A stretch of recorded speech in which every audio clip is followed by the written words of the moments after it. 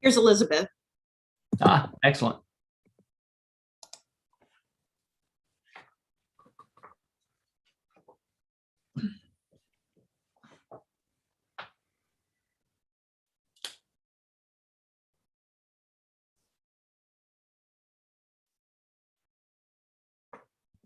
And Will. Okay, we're streaming and recording. Excellent. All right. Kick this off. Hello, everyone. Welcome to the Charlotte-Mecklenburg Planning Commission Planning Committee meeting of March 15th, 2022. We have a fun-filled agenda, and I am Philip Gussman, the current chair of the Planning Committee. And we should have a slide on some of the meeting tips. There we go. I'll just inform everybody that we're all pretty well experienced at this point. Some Zoom call tips. Please mute your audio when you're not speaking. Use only one source of audio, computer or phone. Do not put your phone on hold. We don't need your music. Submit questions in the chat box when possible. Please use the raise your hand feature in Zoom and wait to be acknowledged by the chair before proceeding. That's under reactions, everyone. And please, to make a motion, please state your name before making a first or second motion. And please keep your points clear and concise and friendly if possible. All right. Meeting is called to order. And let's run through our introductions. Our wonderful vice chair. Good evening, everyone. Erin Barbie, Planning Commission. I just realized I'll run out of adjectives, so I'm just going to go back to last name, guys. Sorry. Commissioner Kelly. Pete Kelly, Planning Committee. Commissioner Harvey. R.J. Harvey, Planning Committee. Commissioner Gaston. Commissioner Gaston, Planning Committee. And Commissioner McMillan. Elizabeth McMillan, Planning Committee. Perfect. And Commissioner Russell. Will Russell, Planning Committee. Excellent. Thank you, everyone. Now, jumping into staff. Let me get my window up here, make sure I don't miss anyone. Want to start? Kathy? Oh, we have Allison. Kathy Cornett, planning staff. Excellent. Allison? Allison Craig, interim planning director. Alicia? Alicia Osborne, planning staff. Alberto? Alberto Gonzalez, planning staff. Excellent. Candace? Candace Rory, planning staff. Andrew? Andrew Russell, planning staff. Catherine?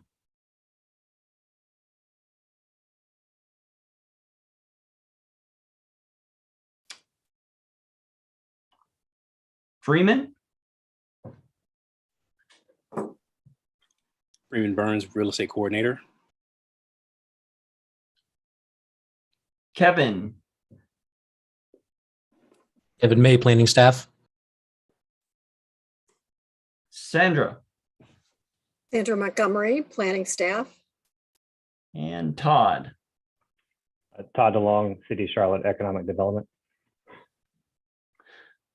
Excellent. Thank you. And Catherine Mahoney has pointed out that the application won't allow her to unmute herself, but I think I know why, and we'll address that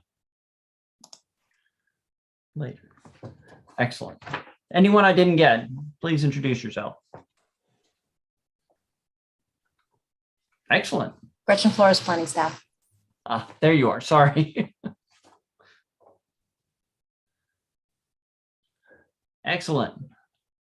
First thing up on the agenda, I'll be looking for approval of the minutes from February 15th, 2022.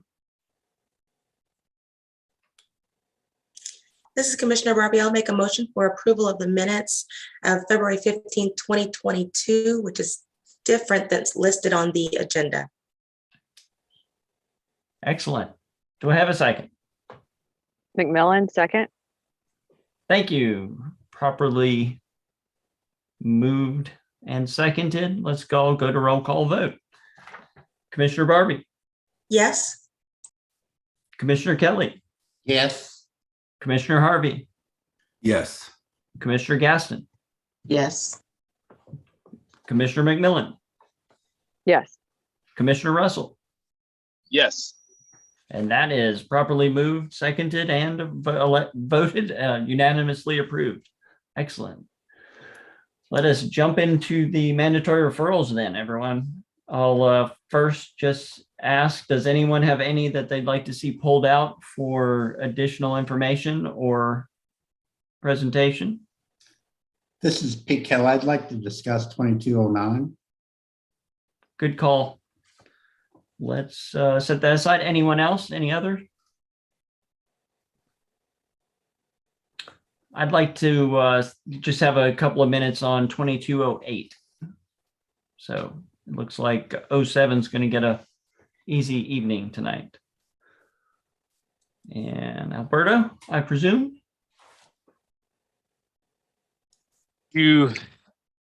Well, this is the mandatory referral 2208, the Eastland Mall site. So this is the City of Charlotte Department of Economic Development is proposing the transfer or sale of, again, the former Eastland Mall site to the master developers, Crossland Southeast.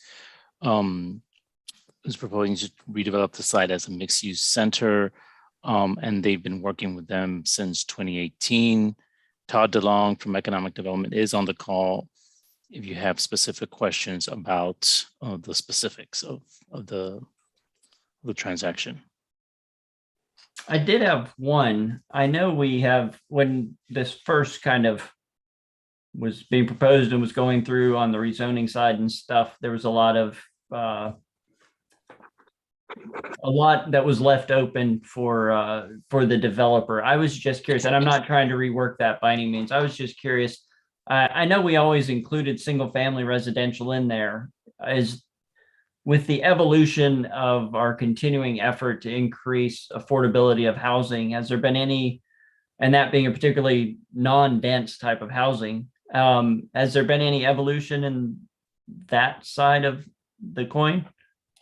Anyone know? Yes, thank you for the question. So there will be a mix of multifamily market rate, some multifamily affordable, particularly leaning towards a senior affordable housing, as well as a mix of single family lots and some townhouses. So it'll be a mix of product, various densities throughout the sort of the back portion of the site that is adjacent to the Lower Lake neighborhood. Okay. So they're continuing to keep the single family res as previously approved. I'm not trying to rework that, just checking. Okay, that was all I had. Anyone have any questions on 2208? As Commissioner Russell, I had a question. Go right ahead. Mr. DeLong, following along on the single family homes for this site, do we know if those are going to be for sale? Yes, sir. The single family lots will be for sale. Okay, that was my question. Thank you. All right. I think that if no one else has any other questions on 2208, we can move on to 2209. Since we have no additional comments for it, by the way. So let's see what we do on 2209.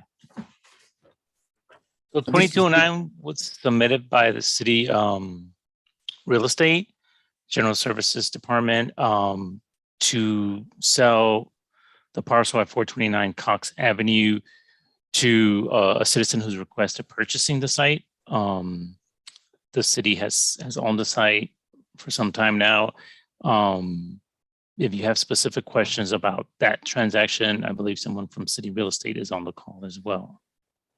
Commissioner Kelly, any questions? Yeah, a couple points of process.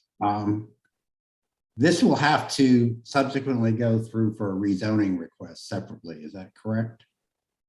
Because it's currently zoned O2. If they really want to build 2 townhomes, that won't work. Right. And also that they adopted the policy map in the most recent one that I saw had that as an innovation district as opposed to a neighborhood 1 place type. I would need to double check that. If that is correct, then yes, we would change that. And I'm fine with it. It's a lot that's between the rebuilding of the mill site. And so that's a transition. So it's a transition site. I'm fine with it being. Well, actually, I'm sorry. I'm looking at the policy map now. It's one parcel over is Innovation District. We would have to double check the parcel ID, but 107110550 is actually neighborhood 1, and the parcel just to the west of it is Innovation District. So let me double check the parcel ID. 071105550. Right. The parcel is neighborhood 1 in the latest draft. It's right on the on the edge. Yep. Okay, that's fine. Just clarification. Mm-hmm. That was my only point. Thank Any you. other questions for 2209?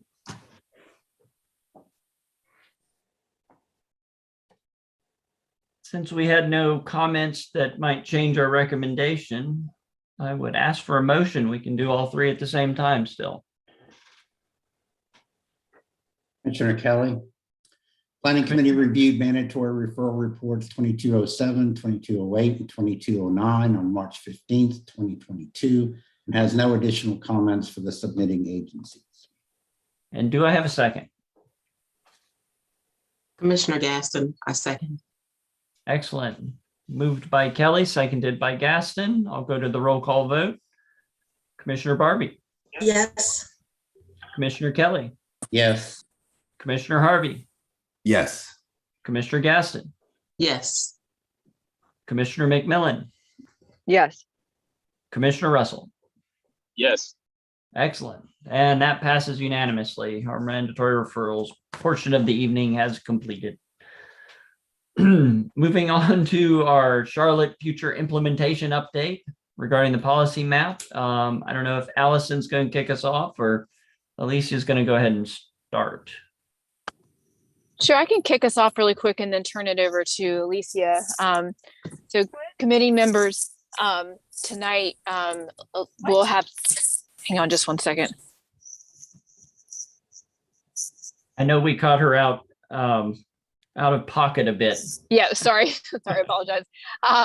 So tonight, you all will be voting to make a motion to recommend the policy map to move forward to City Council. And I just want to first recognize the amount of work that the policy map team has put into this. They'll talk through the engagement through the different phases that they have done, and doing listening sessions and one-on-one meetings, having virtual conversations. It's been a great deal of effort looking at 281,000 parcels across the city. And Alicia will go into the details of this, but there's more work to be done certainly once the map is adopted. And by moving forward with this next step, we'll be able to enter into the really important work, which is the community area planning process, where we will really be able to get into a parcel specific granular planning process with the community throughout the 15 different geographies. And I think she'll talk a little bit about the prioritization for the different area plans, but I think right now that's really where the next level of engagement is intended and will occur, is through that process. And so I hope that the committee members will recommend moving forward with this in the meeting tonight. And I think the presentation that Alicia is going to be providing to you all, I think will really help to answer some of the questions that you may have about engagement and what happens once the map is adopted, and what does the community area planning process look like. And so with that, I will turn it over to Alicia. Thank you, Allison.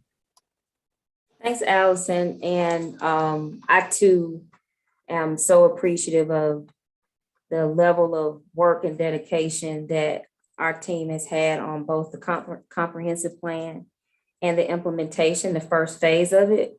This truly is a labor of love for us.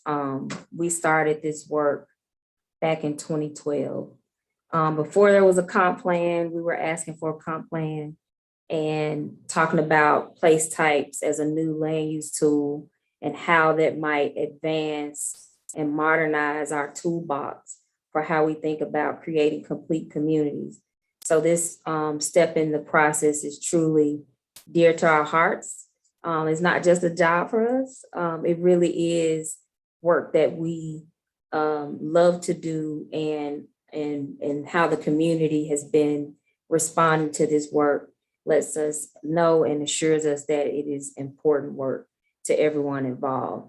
So this slide just simply shares. Alicia, we can't see your slide deck. We are seeing your email calendar the calendar Your Zoom reminders. screen.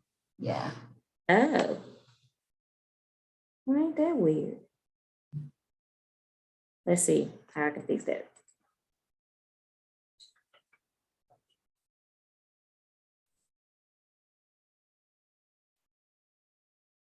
Is that it?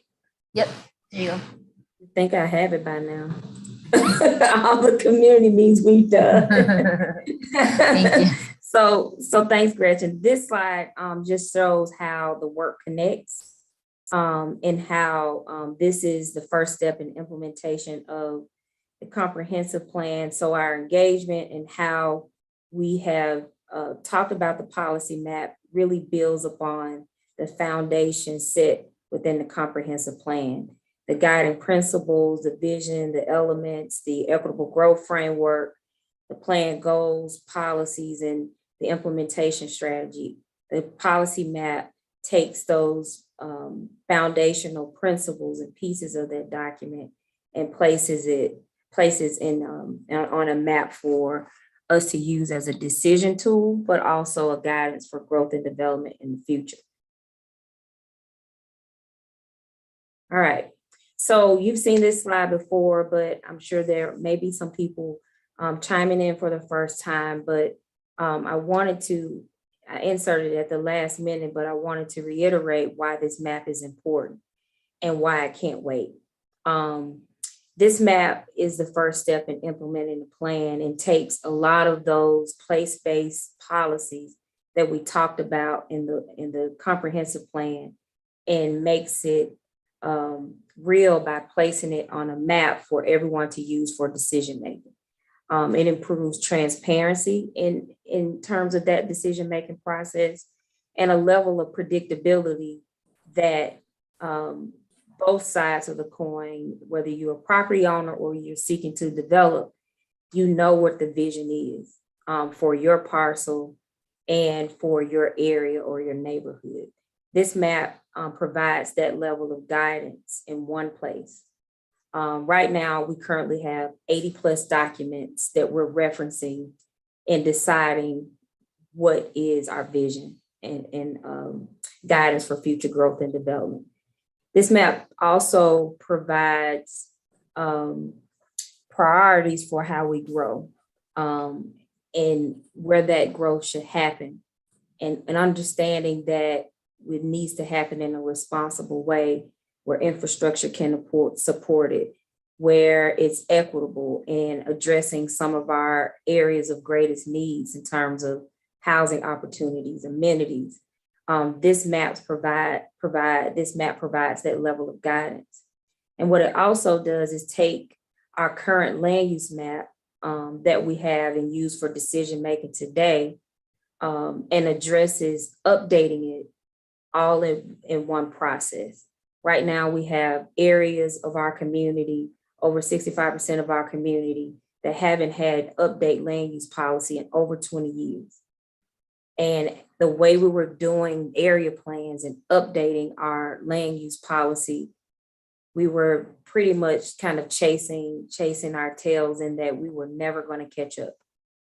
So this map updates that policy all at once and provides a foundation for us to begin community area planning in a more cohesive, strategic, and neighborhood focused way. Not just one neighborhood, but collections of neighborhoods with similar issues, similar assets, and opportunities. This map provides that opportunity, that foundation for that process to begin this fall.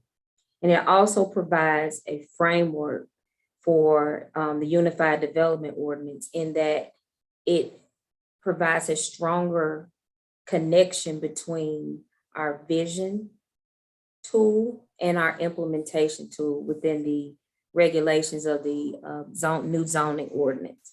So this map is really important in really putting our words to action about providing a better and stronger toolbox for the growth and development, and creating steps along the way where the community can participate. So this is why this map is important and why it can't wait. Some communities have been waiting for a long time. So here's the process again, definitely divided into 3 major steps. And with each step of the process that we began last year in July, our engagement strategy mirrored this process to make sure that with each step, we were able to bring the community along. Originally, the policy map was a part of the comprehensive planning process. But when I began in 2019, the team really took a step back and said, this process deserves its own step. It's that important. Let's separate it from the comprehensive plan and really engage people around the policy map.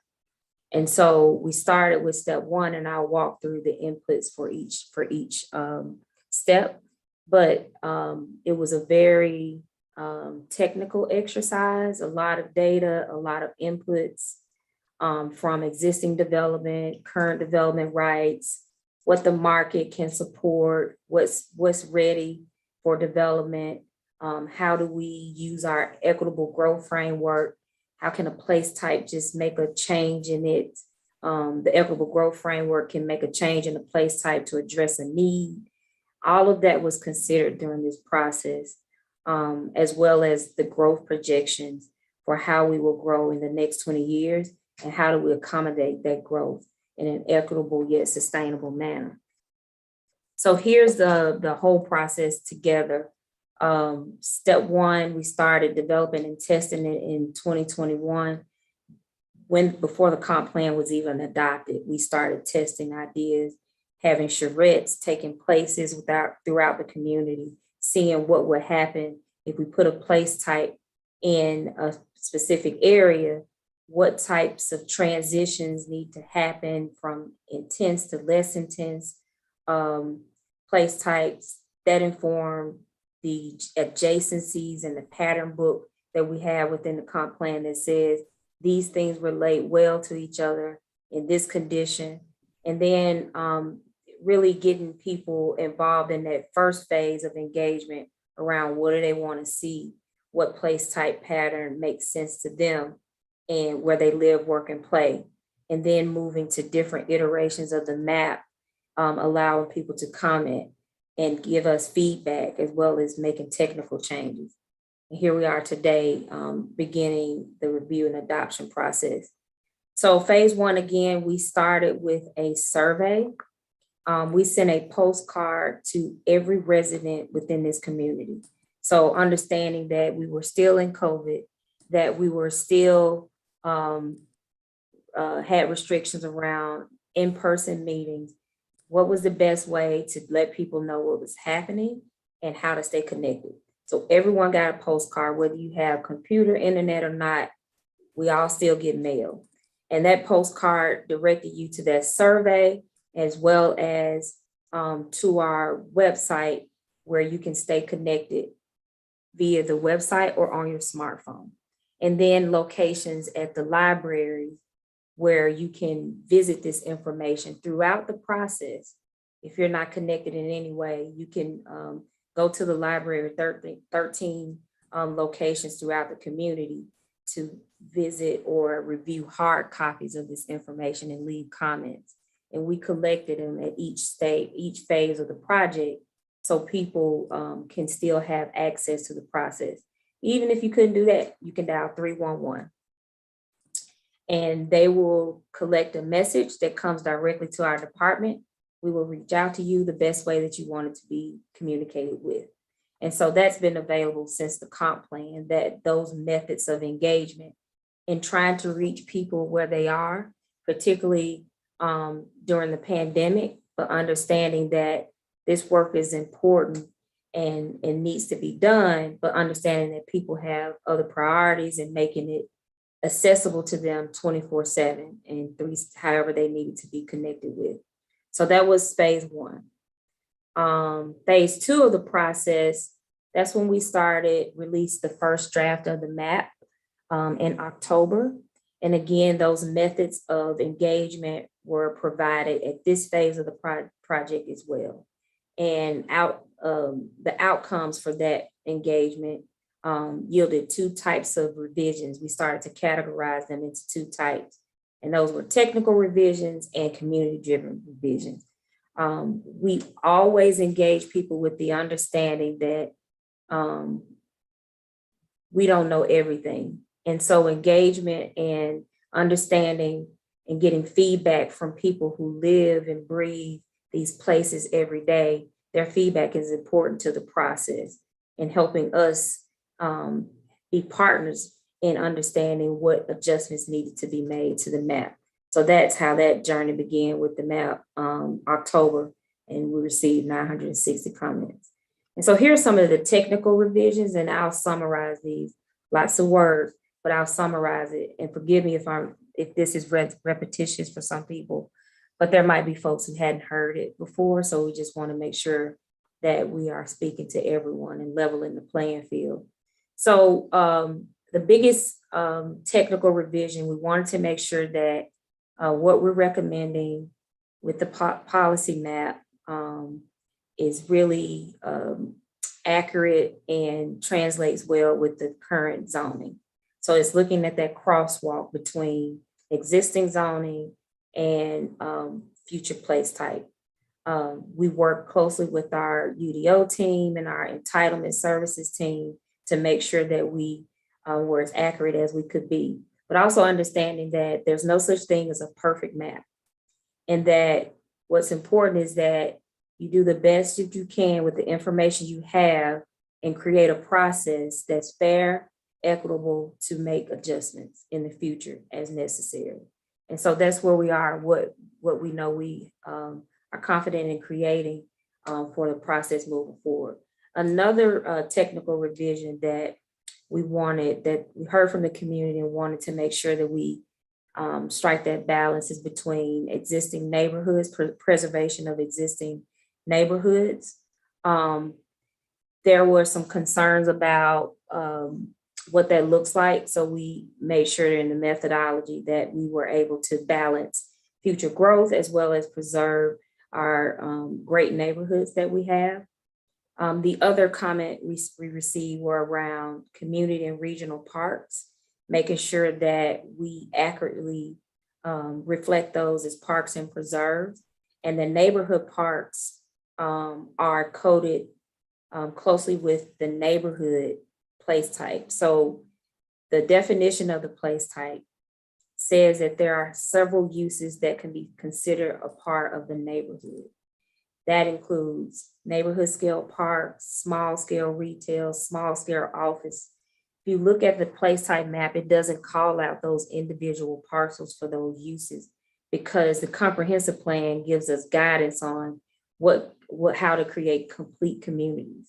And so it thinks about how those types of small scale uses support a neighborhood in and of itself. The policy map does not change ownership of the map of those parcels, nor does it change the zoning of those parcels by itself at all. That would be a separate process. If hypothetically speaking, if a neighborhood park is within my neighborhood, Park at Oaklawn, and it's coded as neighborhood 1 and it's owned by Mecklenburg Parks and Recreation, they will continue to be the owner.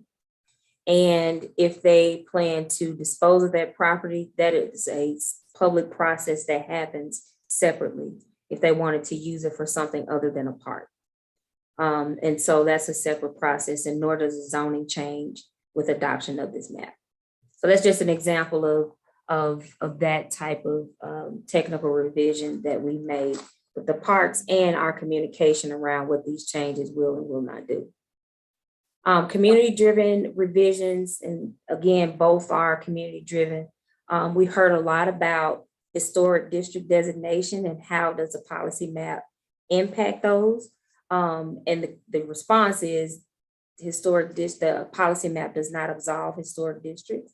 Those boundaries are still in place and will continue to be in place unless they go through a regulatory change. Another comment that we responded to and have been hearing some feedback about recently is around neighborhood 2. There's not enough of it. So we increased that opportunity for neighborhood 2 where the infrastructure can support it along those corridors that lead up to a transit station area. So we wanted to make sure that we balance the neighborhood 1 preservation and provide opportunity for more density within 2 by allowing those in those areas leading up to the transit station areas. Phase 3, and I'm sure you guys are noticing the numbers are decreasing with each phase because a lot of the conversations were about understanding what the map does and doesn't do, and also about what uses are accommodated in the map. And so with each phase, we were able to have those discussions in our one-on-one sessions and really explain to people what the map is doing and what it doesn't do. So in this phase of the map, we released the map in January, and then another one in mid-February, which is the one we're operating with now. So here's some of the outstanding comments and that are not incorporated into the map. I mentioned the place type palette. There was a lot of questions around this use is not allowed in neighborhood 1 or neighborhood 2 and or other specific place types. And it was just a matter of having a conversation about what's allowed. And that's what majority of the comments were. A lot of the comments we're receiving at this phase of the project, because the maps out there longer, are parcel specific. This map is the broader citywide map, and the parcel specific discussion will happen more in the community area planning process, where we're looking at very specific sites and seeing if a change in a place type, what type of ripple effect happens with that specific change on a parcel in, say, mid-block. Those types of discussions will happen in the refinement of the policy map. And then there were some topics or some comments related to traffic, the streets map, just understanding how transportation is factored into the map. And then there were some unified development ordinance related comments. And we make sure that we share those with our team. I think people forget we're all in the same department and we do talk a lot. And so we make sure that our UDO team knows what those comments are and provide the comments in context. Here's the context for that comment. And we have a discussion about how it might be resolved or addressed. If not on the online application, in a separate email, a comment, or in a meeting. So we're having those ongoing discussions with our UDO team, as we always do. So the last phase of the map, the recommended final map, we received about 200 comments. And I know there's a lot of concern about certain areas having more comments than others. What we've tried to do as staff is make sure that we're equitable in our engagement process and providing the same opportunities to everyone, regardless of where you live or how, what your level of knowledge is about the policy map.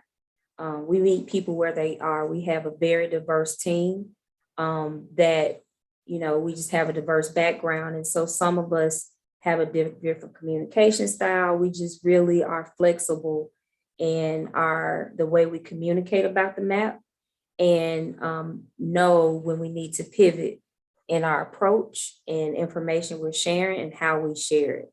And so that's how we've been operating throughout the process, and definitely in this final phase of the process. And it's not closed, the comment period. It's still open until the 21st. And so we're still having one-on-one sessions on Tuesdays and Thursdays with individuals or groups. However they want to sign up, for however long they want to sign up, we're available to have those conversations. All right. So again, this slide looks very similar to the other slide about outstanding comments. Some of the comments at this point are really parcel specific and are they conflict with the direction of the comprehensive plan just completely. And so we have not incorporated those comments into the map where it just completely conflicts with the goals and the vision of the plan. We are tweaking and making some some refinements to our campus place type and how it relates to the Unified Development Ordinance or the districts to implement that. So we're continuing to make those adjustments, and then making sure that we honor the entitlements that have been granted through a rezoning process, particularly a recent rezoning process. And there have been requests by individuals to go against that. And so those comments were not, or changes were not recommended by staff. So here's a snapshot of the process in total. Again, starting with the kickoff, letting everyone know about the process by sending a postcard and conducting 88 pop-up events throughout the community. Even during the pandemic, we were out there, masked up, but social distancing, but we were out there. And when it was safe to do so. And so the numbers are here for your review today. So here's what we're recommending for the policy map. There are 88 individual areas and sites that we're recommending for revisions. And I'll talk about kind of the groupings for those. You should have received those in the policy map briefing book. There's a table and a list. And those comments are also, and those recommended changes are also on our website. If you pull up the online application, you will see a green icon that says this area is being recommended for a change and why and to what. We also have a log on our website for all the comments for each phase of the project. We've been keeping that log and it being transparent about what we're hearing and how we're responding throughout the process. So all of that is available. Even on the online map application, if you look at the third layer, you can see the comments and the responses.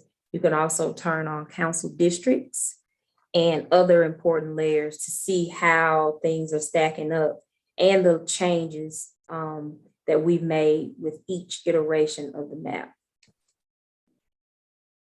So the amendment categories for those 88 sites are in kind of two big buckets. One around entitlements, understanding the impact of recently rezoned parcels, projects that have areas that have conditionally zoned, making sure that the place types are aligning as best as we know how.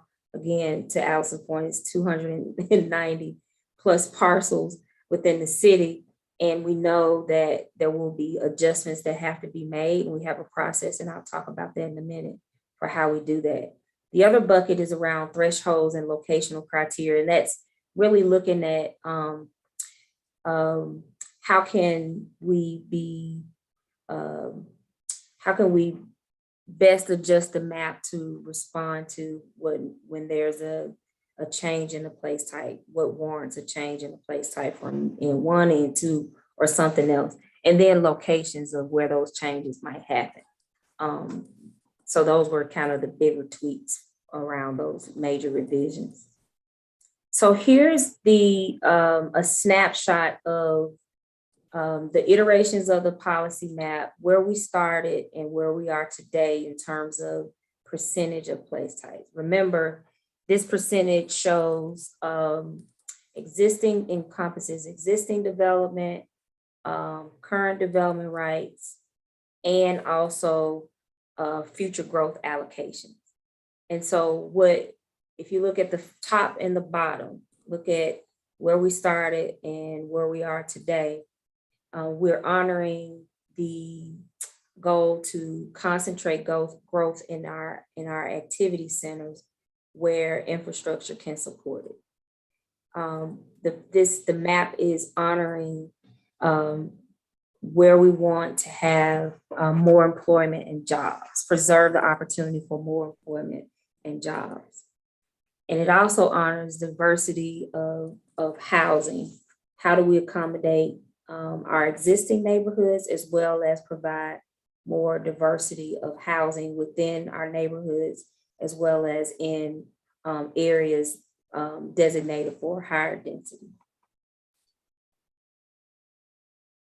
So what happens after the map is adopted? The effective date is July 1, which gives us about 3 months to make some process changes, to have some internal education around how to use the map, and also to give us some time to develop a strategy for how to communicate it with the community as well. Engagement doesn't stop, nor does planning. I think I've been saying lately it's 365, and it really is a process that people can participate in year round. Once the map becomes effective, the current land use map that we use today will be retired. And then we will continue to monitor and track the progress of how we're making decisions around these tools, and document that in our annual report that comes out this summer, and the creation of an implementation dashboard, which is a transparent way of showing and tracking and monitoring our progress on decision-making against the comprehensive plan goals and objectives. Then we want to start community area planning. It takes a little bit of time to begin that process, and Kathy will talk about the details of that. We wanted to kind of separate the presentations, but Kathy will share the specifics about community area planning and how that process will move forward. So this is a little bit of detail about what we're thinking in terms of map amendments. Again, I mentioned that the map, there's no such thing as a perfect map. And we know that we need to be in a position to respond to changes in development trends, population changes, opportunities that may come to the city or to the community. We need to be in a place to respond to that. So here's how we're thinking that the policy map can be amended in a process moving forward, by a policy change or a regulatory change. And so we do know that the community area planning process will provide a more specific and more granular level of discussions around policy changes or place type changes. And then we'll also create an annual inconsistency report. So as we're making these decisions around changes, as we are learning about inconsistencies, or as decisions are made through the rezoning process, we will track and monitor those and create a report that helps us to understand the trends in development. We do this currently, but making sure that the community has access to this information as well. How are we making decisions and capturing that? The other way to make a change or how the map can be amended is through the regulatory process.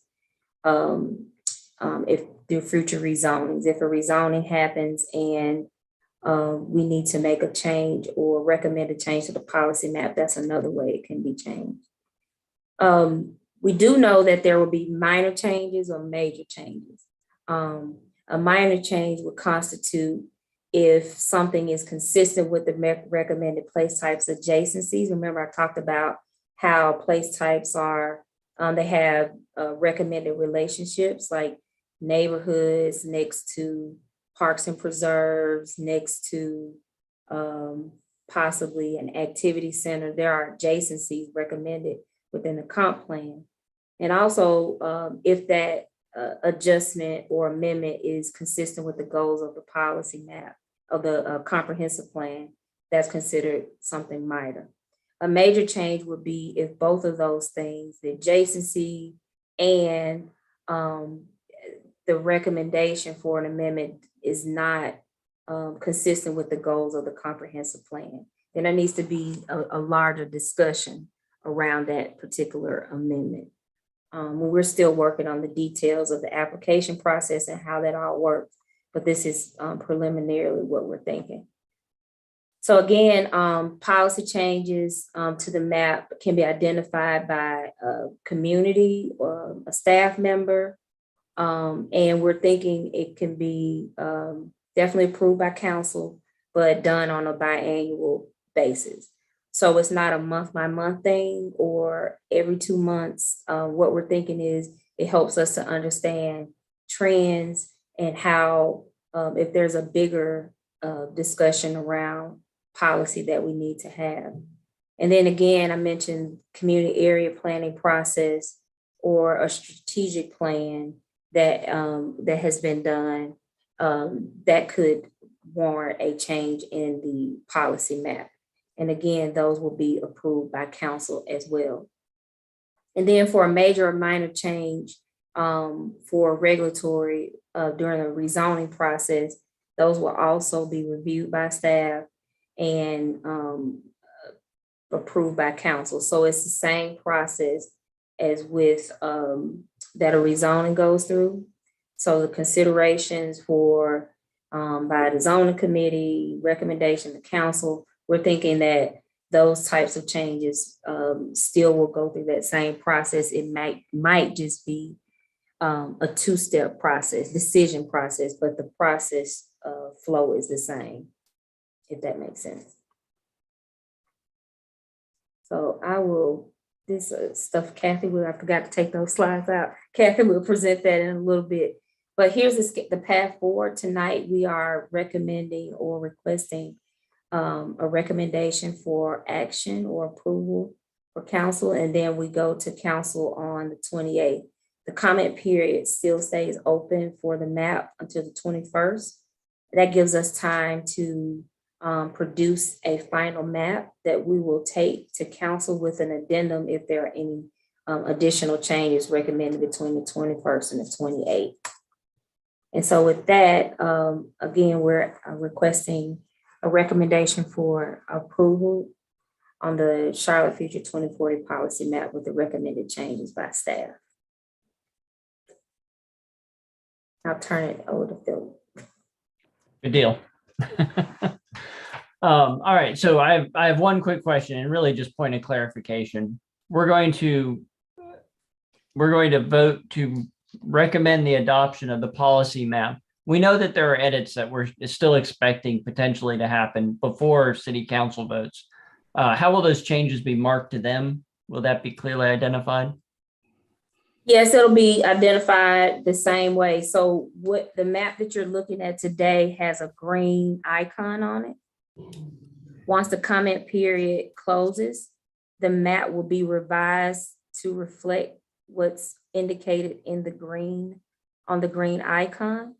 If there are additional changes beyond that point, we'll use the same notification system with the green icon, and then also a table that accompanies that as well. So you can follow it either way. Okay, excellent, good. Because I know one of the things I want to make sure we're all able to be aware of and pay attention to is that there might be a change or two.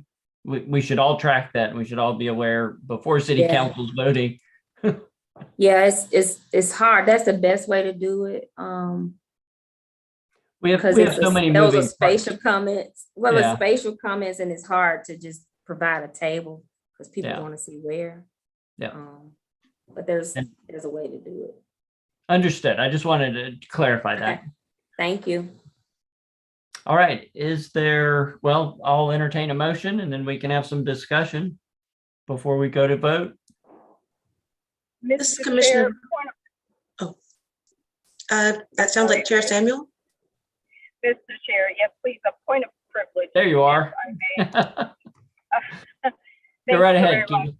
I do have a few questions for Alicia and or Kathy. In the policy map briefing book, there's some data that is broken out by district. And I'm wondering if that information was at the first iteration of the draft, second iteration, or is that data being presented with the recommended changes, the 88 recommended updates?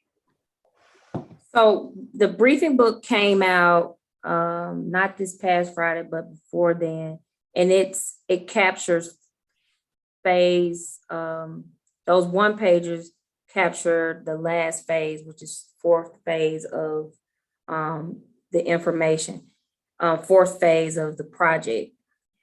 The summary of changes and comments that are in the briefing book are reflected for the date in which the briefing book was shared. So what you received on Monday, early Monday, maybe been Sunday, was that date of information, not by district, but for the entire community. So those summary of changes and those comments at the beginning of the briefing book reflect everything received up until Sunday.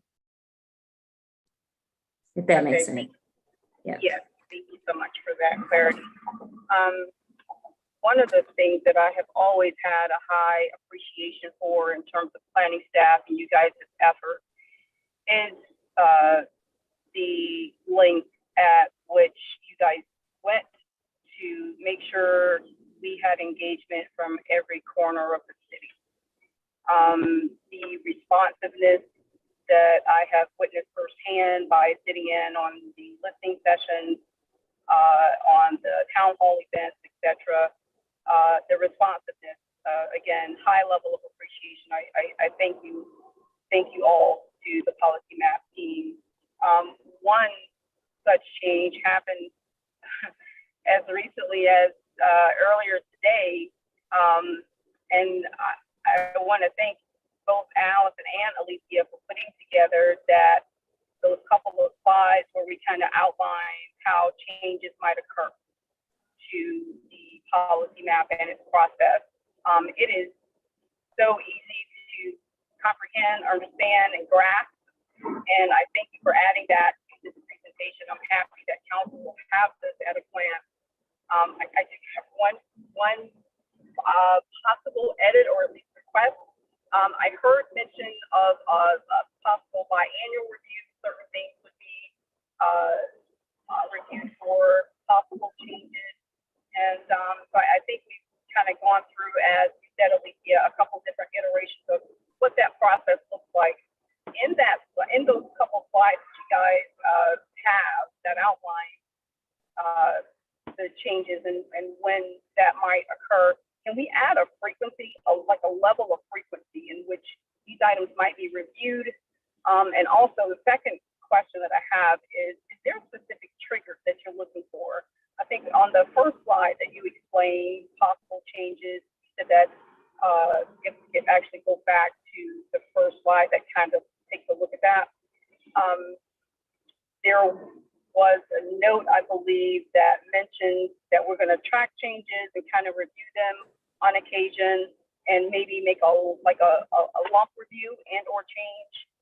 Is there a certain trigger, or or has that even been explored? Like, are we trying to get to, or not even trying, but if we get to, 50 proposed changes or things that we've been tracking that we might have to change at a certain level, would you possibly revisit an earlier review for changes? Like, would a change happen earlier based on the volume of change possibilities that you guys are kind of taking a look at? So if you could just comment to that regard. But again, I thank you and great job for laying that out about the possible changes to the policy map process. Yeah, we are creating criteria and kind of thresholds for how to make those changes. It's super, super technical. Like, yeah. And so there's a lot of variables to review. And if it gives an easy indication would be, example would be the similar criteria being used for what triggers an area plan. For example, changes in population, increase or decrease, new development, changes in a major or a proposal of a major investment, a capital investment. An example of that would be, say, for instance, the red line becomes all privately funded and jumps ahead of everything. Then we'll have to rethink what that area looks like sooner than later. So there's certain criteria and definitely some data points that we're using to develop kind of how and what type constitutes a major minor change, and when do we need to do a minor tweak of something versus a big overall look. So we have been kind of working with our land development team, our entitlement services team, to flesh out those criteria. And then we'll work through that and make sure that that's clearly communicated and indicated in the application process.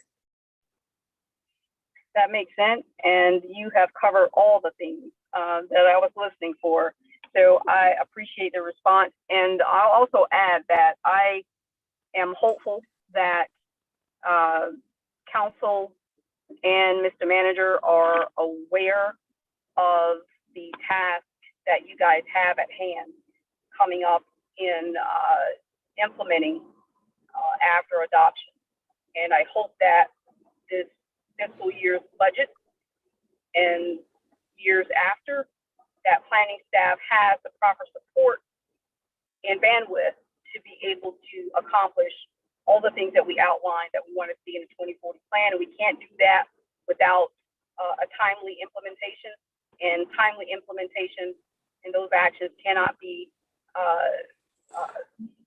completed without proper staffing levels. So I hope that council and Mr. Manager are in alignment with that. And that concludes my comments at this point, Mr. Chair. Thank you. Thank you again, planning staff, and thank you, Mr. Chair. Thank you, Chair Samuel. Always happy to hear from you. I believe we were in the middle of a comment by Erin, or a motion, I believe, by Erin. I'll let her complete her thought. Thank you, Mr. Chair. This is Commissioner Barbie. I make a motion to recommend the adoption of the Charlotte Future 2040 policy map with the staff recommended revisions. Do I have a second? Kelly, second. Properly moved and seconded. I'll open the floor to discussion. I have a hand up by Harvey, Commissioner. Thank you so much, Philip. I'll echo Chair Samuel's thoughts and appreciation to staff. I mean, I can imagine the undertaking of what you guys have had to deal with, and, you know, with comments coming from different places. And I also have to shift and also think about and talk about some of our communities and the things that they've had to deal with. The one variation that I will say is that while through the pandemic, the new maps, the 2040 plan, the tech issues, all the other things, is that the one benefit is that staff has is it can stay singly focused.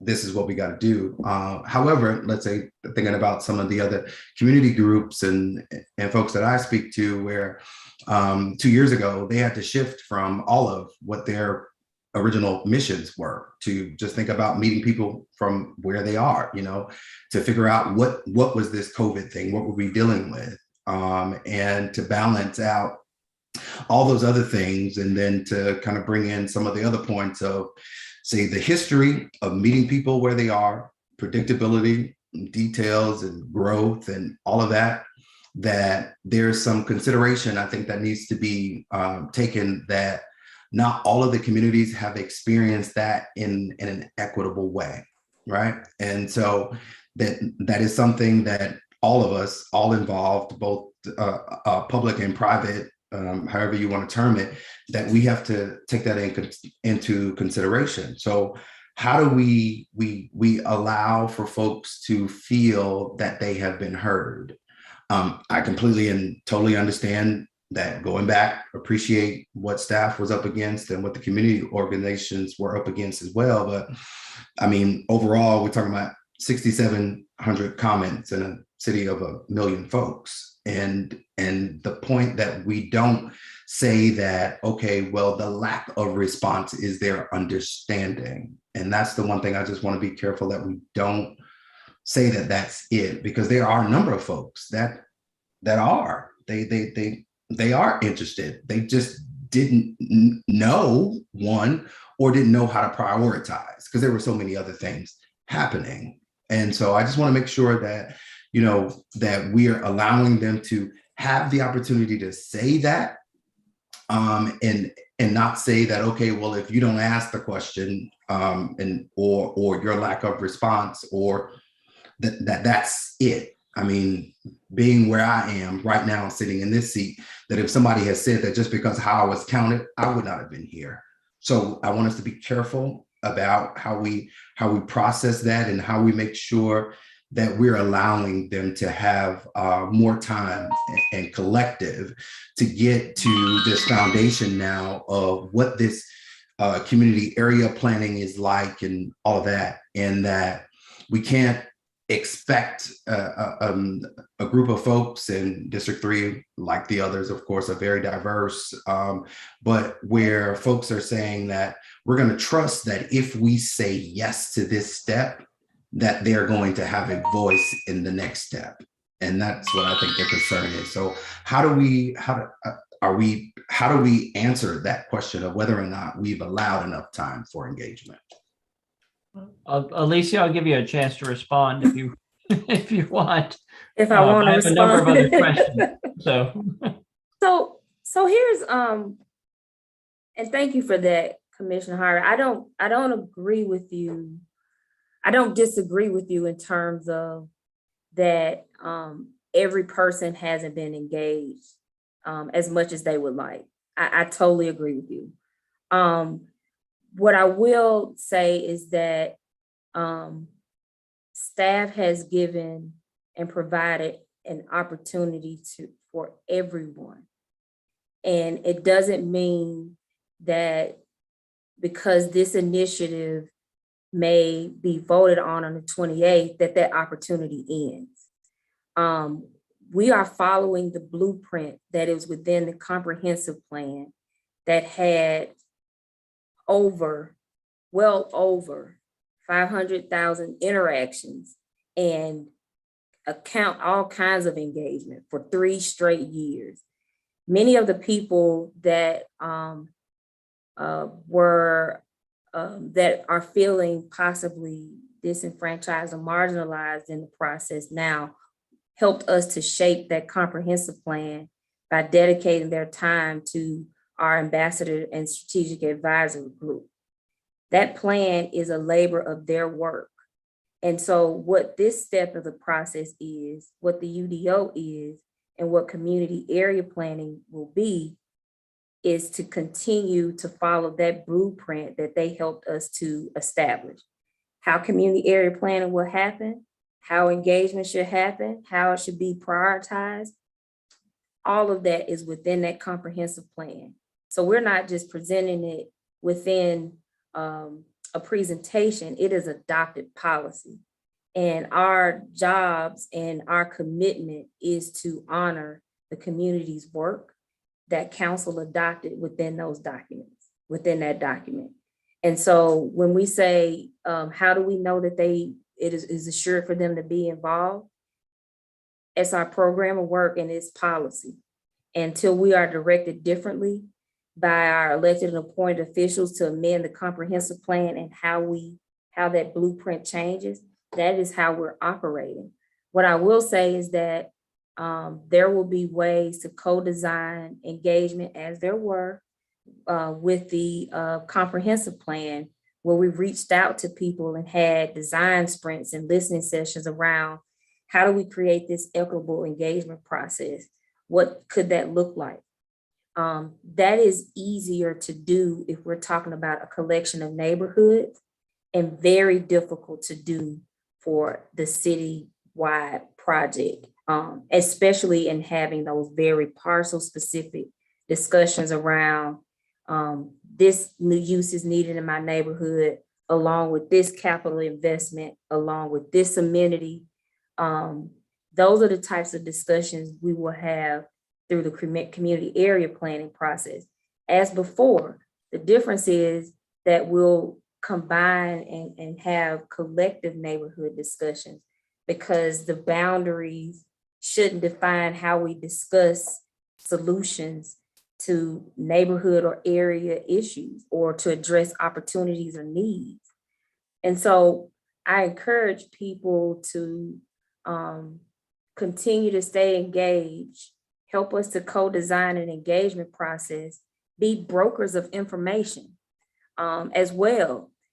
We have created ambassador toolkits for people to share with their neighbors, with their elected officials, with their organizations, pre-made tweets, neighborhood newsletters, templates, everything, and text messages if they want to do them. We have pre-created all of that to help get the word out. And so we can't do it by ourselves, and we need partners. If we're going to get it right and meet the expectations that we both have as staff and as residents, we have to be partners in the work, and all of us have to be brokers of information, and really stay in tune to the process. So I'm essentially saying it doesn't stop today. It doesn't stop on the 28th. Kathy will talk about next steps in the community area planning process, the planning academy. A lot of the folks on this call participated in the academy and can attest to the value of information and how it reaches people where they are, and educate them about being involved in these complicated type processes, so they can be brokers of information back to their neighbors and friends and families. So we just need partnership to advance it and make it better. Thank you. Chair Samuel, I think you had something to add? Yes, thank you, Mr. Chair. I just wanted to reply to one or two of the comments that Commissioner Harvey mentioned. I too have heard that sentiment amongst people that I have engaged with personally, but I just want to make sure that that particular criticism of the lack of engagement, or what might be communicated or seem to be a lack of effort from planning staff to particular demographic areas or geographic areas, I'm sorry, or particular demographic groups, is that criticism, we want to be careful not to misdirect that criticism. I have long thought that the educational part of the comp plan, the policy map, and the UDO, that onus is on council members directly. I have long felt that the onus being that responsibility lies with council members. You will hear council members say that themselves. You will hear other people express the same sentiment. The onus is also on the planning commission. So some of that responsibility belongs to us.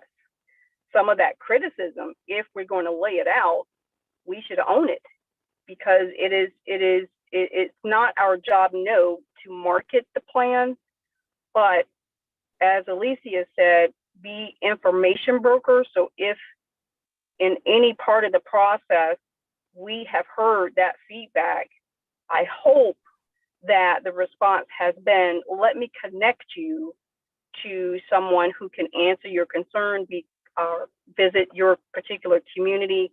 I hope we have all taken some ownership of that. Staff has provided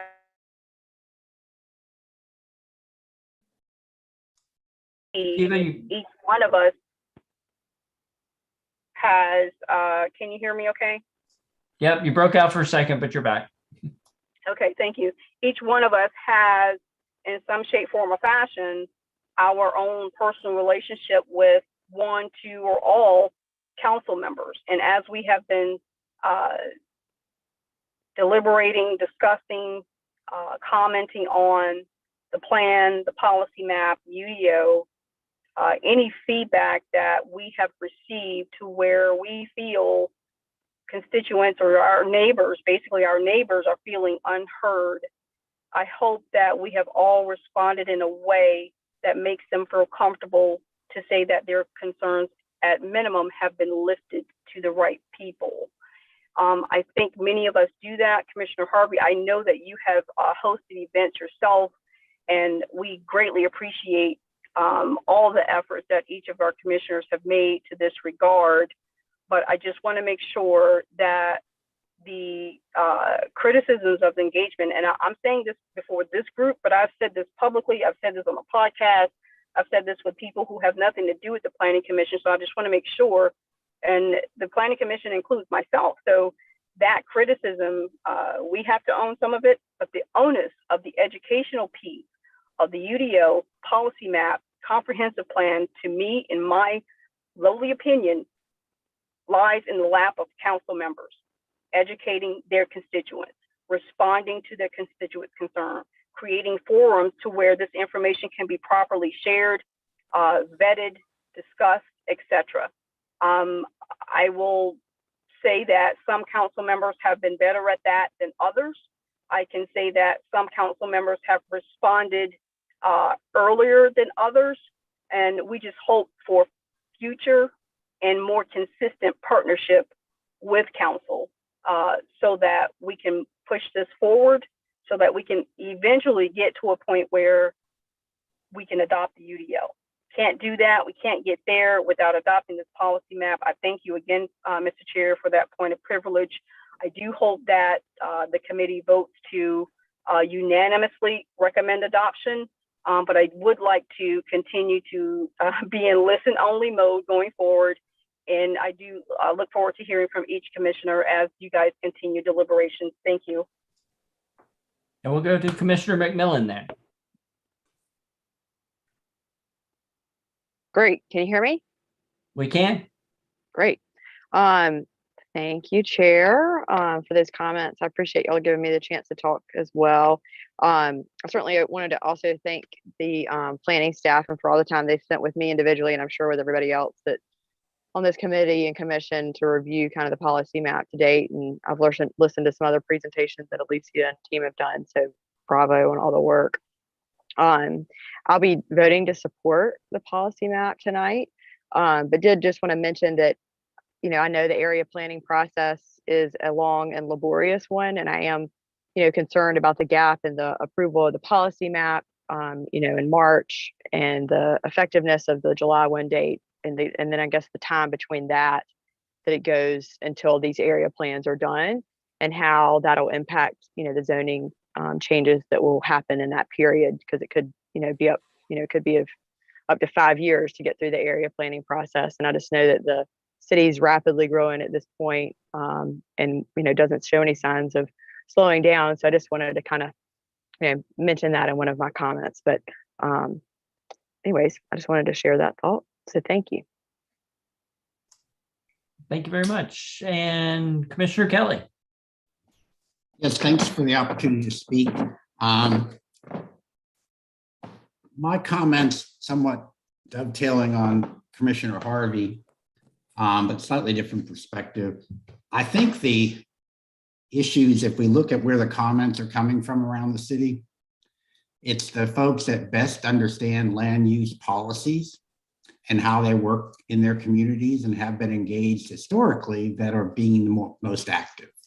And that makes sense. I think we have to acknowledge that that is a result of the legacy of our neighborhood segregation and lack of support for the various exclusion in different neighborhoods throughout the city. And I do think it's incumbent upon all of us, and I certainly include myself in that we need to help educate people better about the land use policy so that they can better understand how to better engage. I don't believe it's a fault of the staff attempting to reach out, but I think there's a lack of base knowledge in land use policy that's prevalent throughout the community.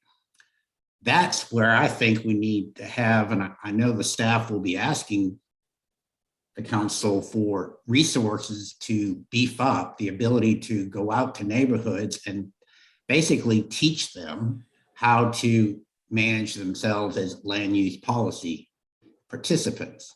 If you look at the wealthier neighborhoods, I'll use a simple example of Dilworth. It's obviously a very well organized, well suited, lots of experienced people on the committee. And whenever there's a rezoning coming up, there's a lot of activity and there's a lot of conversation. If that's done in another community, that level of conversation sometimes doesn't occur, and historically certainly didn't occur. And I do think we need to be aware of that, and I would strongly support additional resources. I would recommend combined with the Housing and Neighborhood Services neighborhood organizations, because they have resources, put them out in the community, help make that training process occur and accelerate that in areas that are historically underrepresented. I think that would go towards tying the policies of the 2040 plan into the goal of making this more equitable into a closer reality if we did that. And along those lines, one thing I would put out for consideration is that in light of this historical issue, if the ongoing process that you describe, Alicia, makes a lot of sense, I wonder if though there should be a year one policy adjustment process that is a little bit more flexible, a little bit more able for communities to get involved with because of this transition and all the issues related to COVID and prioritization, that in the first 6 months or 12 months that we have the review process a little bit easier for the community to be engaged. And so if they find issues that, oh, now that we better understand it, we have a concern around this being a neighborhood 2 versus a community activity center or neighborhood 1, and that conversation might have a special process because of this ongoing historical issue. So just a comment for consideration. Thank you, Peter. Thanks for the ideas, certainly. I see no other hands up. Sorry, I realized I should check again. I see no other hands up. Did any other commissioners have any comments, questions? Yeah, I do want to. Go ahead. Sorry, Philip. I just wanted to, this is Commissioner Russell, by the way. I just wanted to volunteer myself to help with those education efforts. I am the head of a neighborhood area association that experienced rapid development and growth over the last 5 to 7 years. And one of the things that we did to help educate our residents, because we got a lot of complaints about what was coming in, is that my group and I put together like a kind of a quick land use seminar that talks about 3 major points: zoning and rezoning, development, and how communities can be active in that process. So it's like really an overview. So I'd be happy to either share that with staff or be part of like a facilitation that does that, if that's something that staff wants to do. Thank you, Commissioner Russell. You stole my line. Now, obviously staff has put in a lot of work. I won't reiterate too much on that, but this map is so much better than the maps I have spent the previous 4.5 years on this body looking at, trying to decide how and what it impacts our city. We were using documents that were created 20 years earlier. And even when I started 5 years or whatever, so years ago, that they were so clearly out of date that I can't tell you every time I look at this, as it's gone through its iterations, I feel better about the tool that this will be going forward. This is also a document that we're going to change. We know we're going to change it. We know there's regular reviews. And that's essential to this be a living document, not be just a map we put up on a wall and say, oh, no, we can't do that. It says no here. So I am looking forward to this passing and honestly becoming an integral part of how Charlotte moves forward. We know that there are parts that we need to continue working on. We know the education element is critical. I do see my future as being awfully involved in many of these community area plans, and I look forward to that. And I hope all of our commissioners and other motivated individuals in our land use groups across the city are looking forward to this. With that said, any other comments? I will put this to a vote otherwise. Oh, Melissa, go right ahead. Hi, this is Melissa. I hope y'all can hear me. My yard guy's outside, so I've been trying to wait, hoping he was done. I just wanted to say I applaud the efforts that the planning department has gone through working on this plan and trying to educate the residents of the city about everything and how they can provide input. I know personally, I don't think that enough people have provided input on this. However, I realize the engagement that's necessary in order to do that. It's just some people don't quite understand the implications. I am glad to hear that it is going to be something that's reviewed regularly and that it's going to be not, okay, it's done, we're putting this on the shelf, it is what it is, that it does have the opportunity to change based on review. So I want to thank everybody who did have a part in taking care of this plan and helping to implement this plan for us. I still think there's tweaks that need to be done, but I think we've done a good job of, it hasn't ended here. We still have more work that we need to do. Thank you, Commissioner Gaston. All right, I'm gonna take this to the vote then. Commissioner, to remind everybody, the motion as stated was recommend adoption of the Charlotte Future 2040 policy map with staff recommended revisions. And I will go to Commissioner Barbie. Yes. Commissioner Kelly. Yes. Commissioner Harvey. Nay. Commissioner Gaston. Yes. Commissioner McMillan. Yes. Commissioner Russell. Yes. And that passes 6-1 for recommending to City Council. Excellent. All right.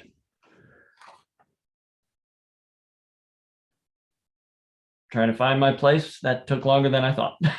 So I think we're back to Kathy. Is that correct?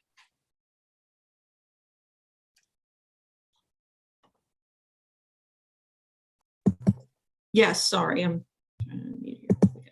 It's all right. Great.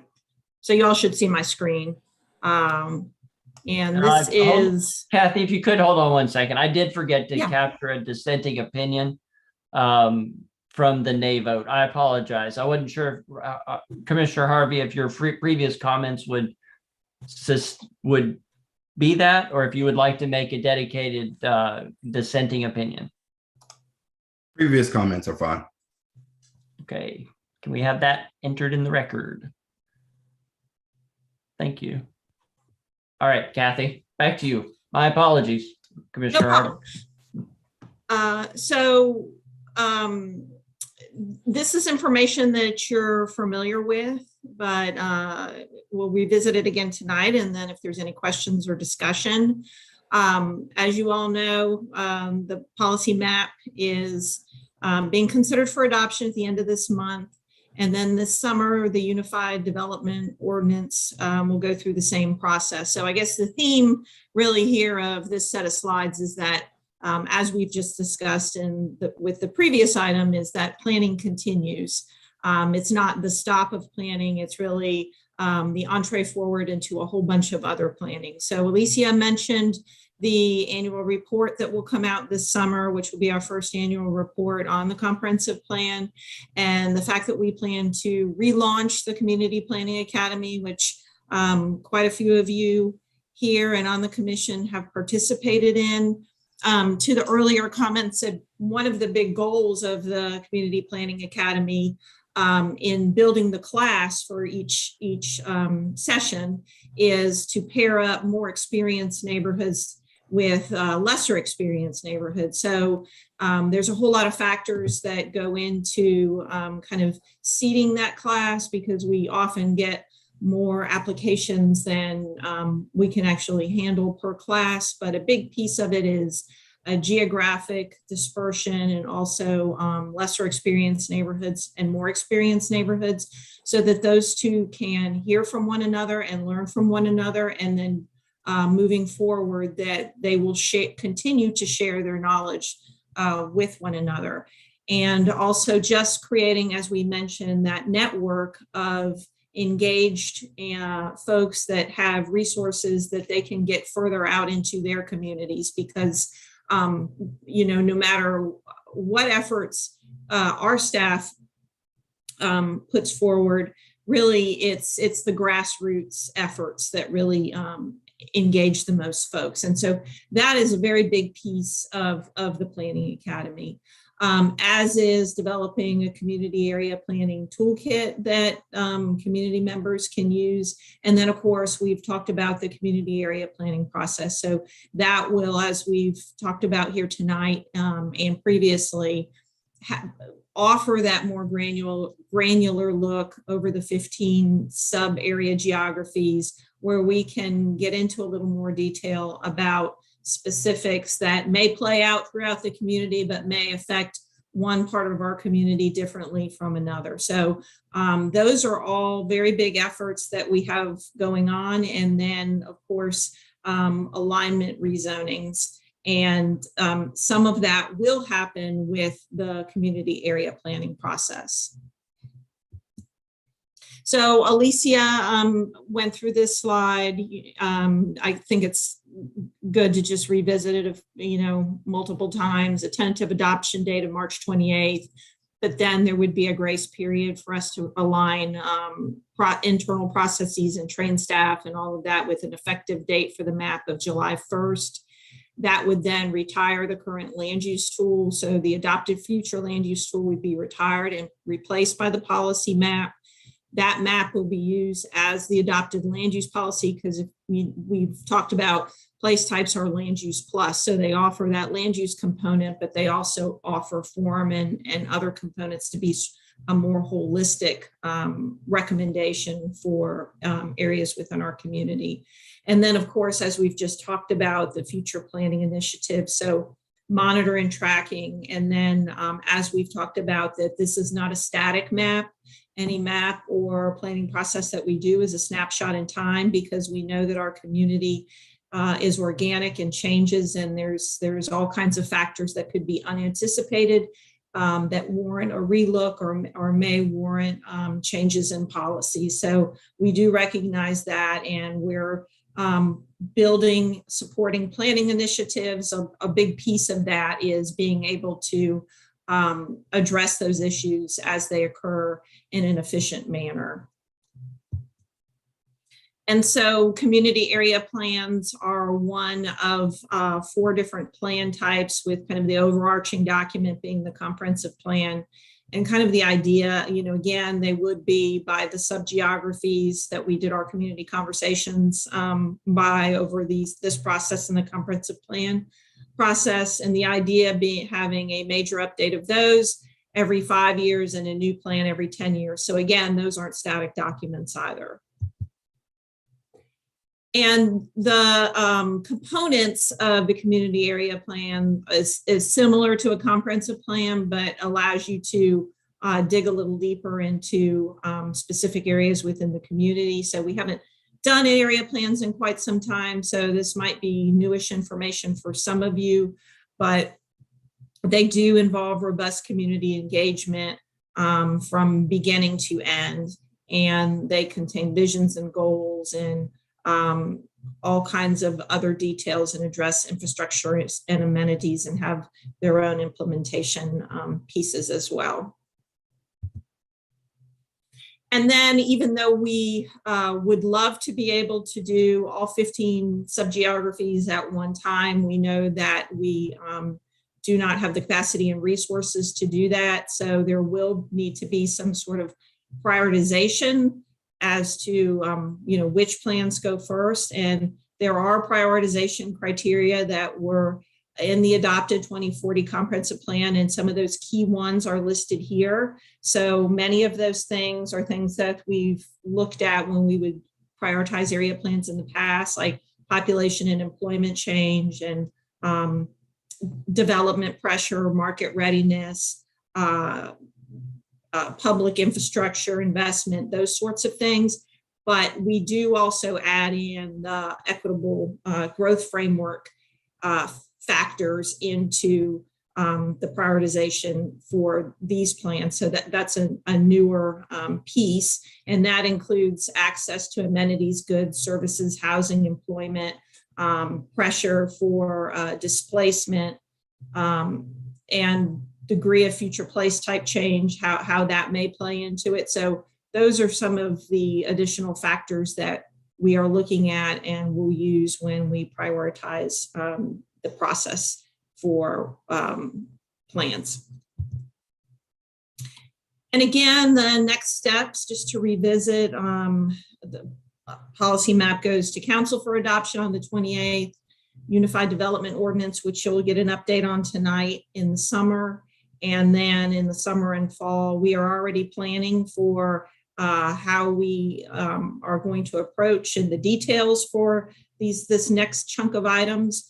But the annual report, again, relaunching the Planning Academy, releasing the Community Area Planning Toolkit, and then initiating the Community Area Plan process, and then the alignment rezoning component, which we will partner with our UDO team on. And with that, that's all I have, and I'll be happy to answer any questions that you all may have.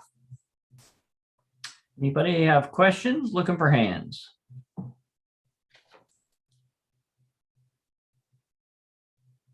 All right.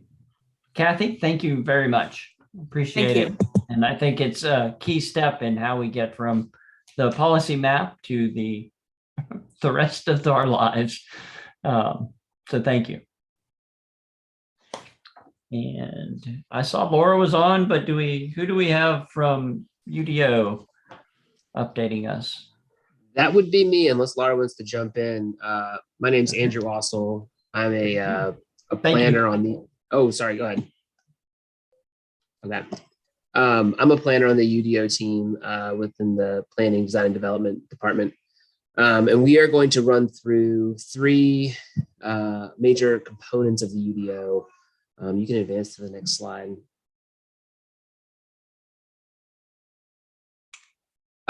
Just wanted to first highlight a couple of key dates so that these are front of mind as you hear the presentation tonight.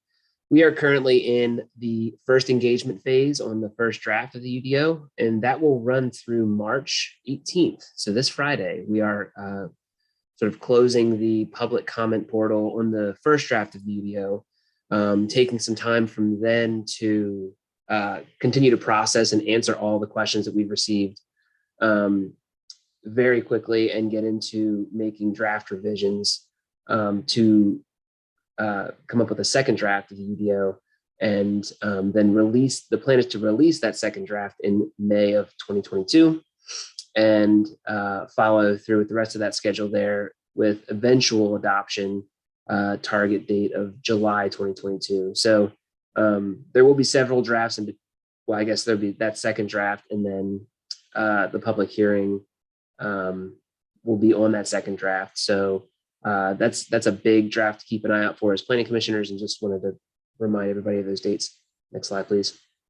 I'm going to just highlight to everybody, make sure if you have comments on the UDO, try and get them in before Friday.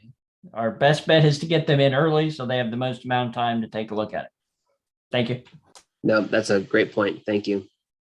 So tonight we will be taking on the kind of bottom half of the UDO. Zoning makes up a significant portion of the UDO, and that was presented on the 15th of February to the Planning Committee. And tonight we'll be talking about stormwater and natural resources, subdivision, streets and other infrastructure, and then UDO administration. Next slide, please. All right, so from here, I'll take on stormwater and natural resources, and then I'll hand it off to some of my teammates after we get through this section. Next slide. One of the big changes that you may be aware of, and I think need to learn more about if you're not aware, is the Article 24 of the UDO is the drainage article.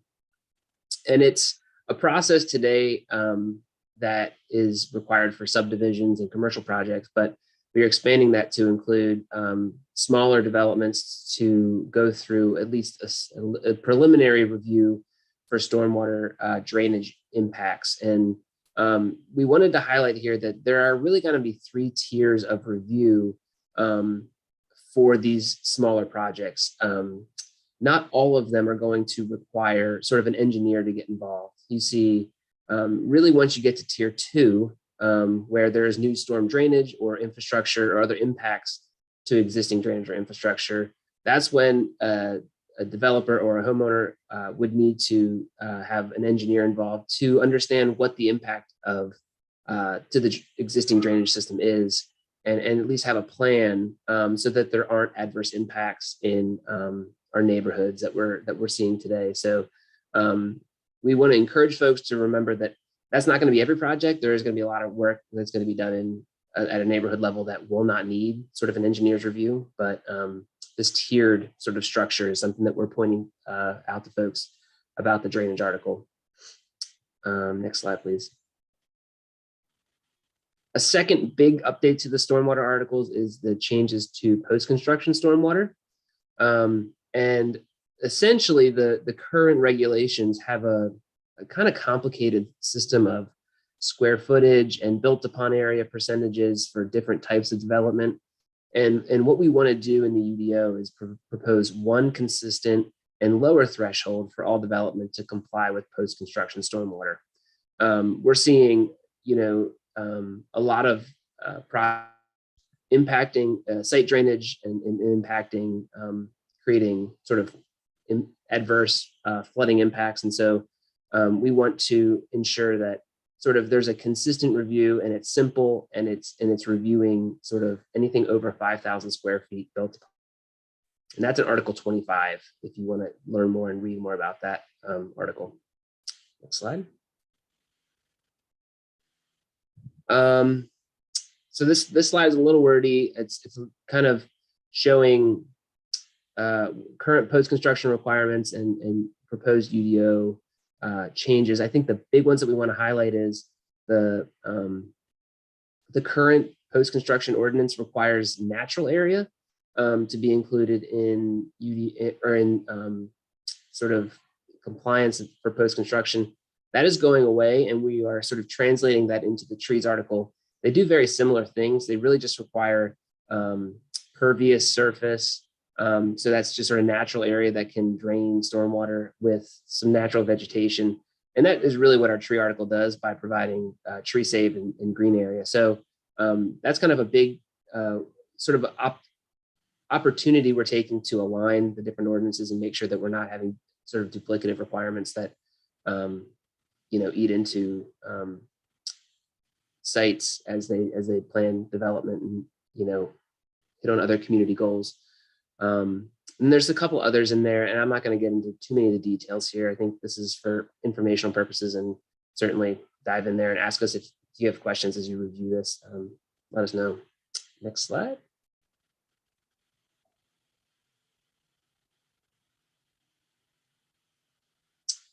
So a big part of the stormwater and natural resources section is Article 29 on tree protection. We really kind of hit on 5 big things. The first is the applicability of the article. So what types of development are going to trigger a review? Secondly, how we're removing exemptions from the sort of translation from the tree ordinance to the tree article in the UDO. There are some sites today that are exempt, and in the future that will by and large not be the case. Tree save is the current regulatory term that we use for preserving trees on site. We're going to transition that to green area, and there's several reasons why we're doing that, and I'll get into that shortly. And then we'll also talk about how we're switching from centers, quarters, and wedges to place types and heritage tree protection. Next slide, please. So the first kind of simplification we're making, and that we'll talk about, is the changes to the article applicability threshold or the trigger. So today there's a requirement for new development and sort of a subset of development actions to comply with the tree ordinance. That includes adding 10 or more parking spaces. So if you add 10 parking spaces to your development, you would be required to comply with the tree article. If you change 10% of your front facade, so you may not even be impacting your building footprint, you're required to comply with the tree ordinance, the tree ordinance, and that's in the current ordinance.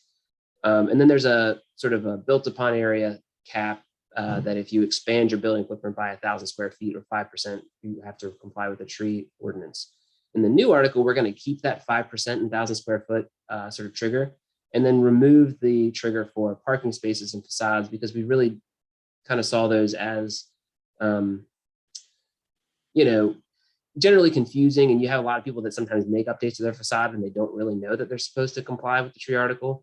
It was something that our enforcement staff had recommended and, aligned with what we heard in the tree canopy action plan effort as we sort of explored the policy behind what we're doing. And all of this is in 29.2 in the draft UDO. Next section, next slide. So exemptions are a big part of today's ordinance. So if you are sort of in an urban site, so TOD, MUD, inside transit station areas, and UMUD in the I-277 loop, there's an exemption from tree save and some internal tree planting requirements. In the future, the UDO is not going to exempt, but I sort of misspoke there. So the urban projects there would not be exempt from tree planting. That's a current requirement. It's just green area that they're exempt from. In the UDO, we are going to sort of remove those exemptions. And I kind of want to talk through 3 example projects. So first, if you construct a single family structure, today you are exempt from tree save and tree planting. That's just in the current ordinance, and we are carrying that over. We find that a lot of these sites have a hard time finding the area for tree save. It's something that is much more appropriate for larger forms of development. They would still be exempt from green area and internal tree planting. And this would also now include triplexes and quadruplexes to align with the comprehensive plan policy. Construction of single family and detached duplex and triplex and quadruplexes are now subject to a different section, a new requirement, which is in 29.6, that does require some tree planting. So it's kind of trying to get at the sort of infill development situations where maybe it's a tear down or rebuild that would be exempt today from a lot of the tree requirements. There's going to be some things in the UDO to require that there are either trees saved or planted for these smaller forms of development. And it's a pretty flexible requirement. I'd encourage you to look in 29.6 to sort of review that. Then you can see the projects that are along your transit station areas and in the I-277 loop. Today, they're exempt from tree save. In the future, they will not be exempt. And so this is a way to increase compliance, increase sites that are going to be required to save trees on site or comply and use some of the other that are, we're using to grow the canopy in the city. Next slide. And I know this is a lot of information. This is kind of a quick hit presentation. I appreciate you guys bearing with me through all these numbers. And the next thing we want to talk about is the tree protection through green area. In today's ordinance, we have a requirement for 15% tree save for commercial and 10% tree save for residential. And that can get as low as 5%, where you might have a site that doesn't have existing tree canopy. In the UDO, we are moving to a consistent sort of number for all sites, that all sites will be required to save 15% green area. And there are different levels of flexibility that we are carrying over into the UDO, but that sort of number, the baseline number of how much of your site is going to be required to be saved for green area is going to be 15% across the board. Next slide. And so as a part of that, we are continuing to offer flexibility for sites to comply with tree save. And today, how we do that is through centers, corridors, and wedges. So if you're in a center today, which is your more urban form of development, you have the most flexibility. If you're in a wedge, which is most of the city, which is outside of the major transit corridors or the centers, you really don't have flexibility today. You have to do anywhere from 10 to 15% tree save on site. And where we're moving to is to basing all of our standards off of place types. So you see our table 29.1 here pulled right from the ordinance. You can see the place types that get tier 1 treatment and the place types that get tier 2, 3, and 4 treatment. And what we mean by that is essentially if you're in a tier 1 site, you have the most flexible options. You can use sort of the full suite of green area credits to comply. Whereas if you're in a tier 4 site, there are much fewer options, and you really do need to preserve trees on site because it's more of that residential or park type of area where we have policies adopted to recommend preservation of trees and increasing livability, sort of things like that. Next slide. And this is the green area credits table. I wanted to pull it out. There's a lot of information here. I want you guys to know this is where you can find the different measures for flexibility with tree green area. The major notes here is that, anywhere you see a number in a cell, that's where you can use that option. So in tier 1 and tier 2, you can use just about every option. It's going to have a multiplier attached to it, which is going to basically set how much you need to save on site. If you have a sort of a lower number, that means you're going to be required to save more to meet that compliance threshold. Tree save can be used on any site to meet green area. So there's some confusion that we've heard in engagement that, oh, you're not requiring tree save anymore, you're requiring green area. What does that mean? It means that tree save is still a thing. Tree save is still a primary compliance option for all sites.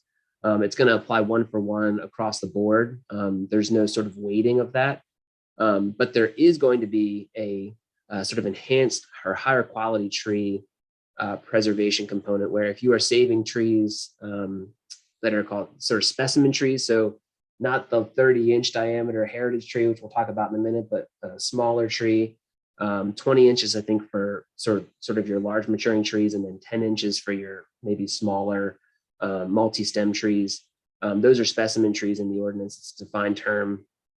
You're going to get 2 times the credit. And essentially, it's going to help you meet, your tree save or your green area requirement faster. Also, key areas of that are also included are tree save along sort of existing tree save areas. So if it's contiguous with another tree save area, it creates a bigger patch of trees. With that gets an extra credit sort of component here.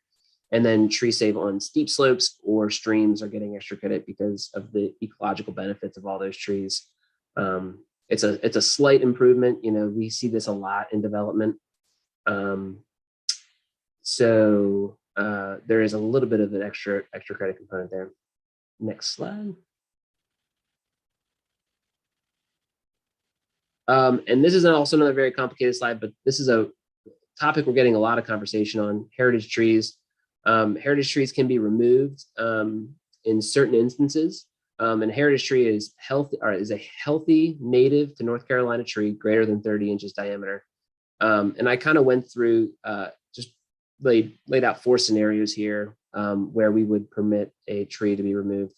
And I don't really want to get into them too much, but essentially that if a tree is in your buildable area of a site, or if it's conflicting with sort of another requirement, sort of a stormwater drain or a site triangle, those sorts of trees would be allowed to be removed with fee and replanting. And so you can see that there'll be a base $1,000 fee and a requirement to replant 1 tree when a heritage tree is removed. But the point here is to say that heritage trees will be allowed to be removed in certain instances, and we just want to make sure that folks know sort of when that's required and sort of when that's not. Andrew, we have a question, and I've heard you answer it at another meeting, but what is tree breast height? Great question. So go up to your tree and hug it. You know, it's right there at the sort of diameter. And diameter would be measured with a caliper. It's not the circumference distance around the tree, but it's kind of if you take a cross section of that tree at the breast height, I think it's 4.5 feet. I'm not an arborist, but I've heard Tim Porter mention it before. It's either 4 or 4.5 feet. That's going to be your 30-inch area where you can measure to see if you have a heritage tree. It's a great question. And all of this, we would recommend that it's certified by an arborist, but I think that we're talking through enforcement. There's a lot of questions about how we're going to enforce this, and sort of could this be, if you take a picture of your tree and it's clearly diseased or dying, does that count? These are all kind of questions that we're talking through, and you know, I think we'll get a clear direction on as we work through the draft and the public comments. We've heard a lot of comments on this, and you know, definitely want to be responsive to folks. And come up with a good solution that balances, you know, protection of trees and sort of private property rights. Next slide. And with that, I'll hand it off to Kevin May to talk about subdivision, streets, and infrastructure. Welcome, Kevin. Thank you, Andrew. Thank you, Commissioner Gusman. Pleasure to be here this evening for all of the commissioners. So I want to just touch base very briefly on some of the high-level highlights of some of the pieces of the subdivision, streets, and other infrastructure part of the UDO that I've been kind of shepherding through the project. And starting with new collector and local streets, I think a lot of us have familiarity that a lot of our network, as we get it, those new collectors and locals are established when a development goes through the subdivision process. And that will continue as we go forward. But also going forward, we're because of some recent changes in state law, particularly with what was done with Chapter 160D, there's a new framework that really allows for wider applicability for new for requirements for new streets. And so going forward, the draft UDO has language that would allow us, depending on the need, to require new streets for all types of zoning approvals and not just subdivisions. So we've got a little bit of an increased capability there for new collectors and local streets. Next slide. With regard to arterials and limited access, for that development that kind of is abutting a identified need for arterial or limited access, the UDO has language that requests an 18-month reservation. That reservation would commence at land development approval. And should a developer choose to, instead of go beyond reservation of that space, but also dedicate it, then in a neighborhood one place type, there is also a bonus provision where they can reduce their minimum lot size by 10%. Next slide. Now, streets manual. The streets manual, I think we're all familiar with the fact that it's a very key supporting piece of the UDO, as well as its own separate project and process. And the SSI section of the UDO references it in several instances. Three of the most important are with regard to the Charlotte Streets Map, which defines the future cross sections for arterial streets, the Comprehensive Transportation Review, which is CDOT's new policy or new tool for really replacing the city's current traffic impact study guidelines. And the streets manual is also mentioned with regard to driveway access and rules. And you can see there's a QR code and a link for where commissioners or anybody else can find more information about the streets manual. I did want to really caveat this slide with the fact that these are not the only mentions of the street manual, but these are very much three key areas in the SSI portion of the UDO where the streets manual is referenced. Next slide. The UDO also incorporates some driveway and access language. Specifically, it formalizes review and approval for new and existing driveways. Again, kind of piggybacking off the slide that we just reviewed, it references the street manual for most driveway and access details. And it also provides references to the street manual for turn lane requirements. Next slide. One of the new and more talked about components of the draft UDO is this concept of new access. And this is really to provide connections between adjacent properties or sites to provide for safe and comfortable access for pedestrians, vehicles, and motor vehicles. And again, just trying to create a little bit of infrastructure that's a little bit more pedestrian friendly, but also maybe a little bit more vehicular friendly too, wherein instead of maybe having to have traffic come back out onto our streets to drive around a block to visit a connecting development, they may have the ability going forward to just use that cross access and just go through that shared access rather than out onto the streets to make that trip. Next slide. And then the draft UDO also has in the SSI section a new piece for public access to trails. The purpose for these are to connect a street to a park or off-street public path. This is just another way to allow public access to those public facilities, again, with the goal of increasing mobility and access to our green and open spaces.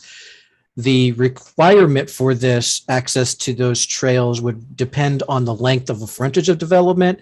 It would be through a public access easement, and these areas may also be combined with other required access. So for example, if in a similar area there was a fire or emergency access requirement, this trail connection might be able to be used for dual purpose. Next slide.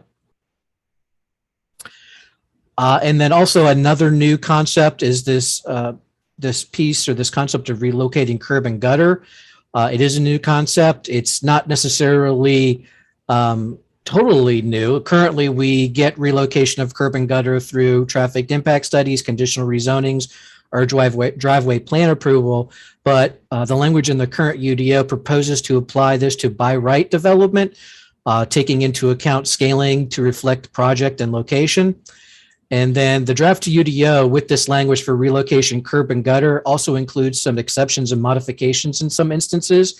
But it's important to point out, as you can see starred here, that those exceptions or modifications would not override the future curb location as reflected on the streets map.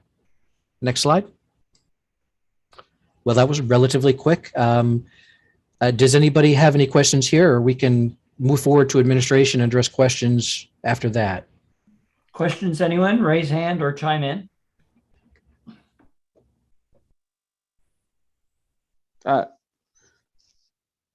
Will, go ahead.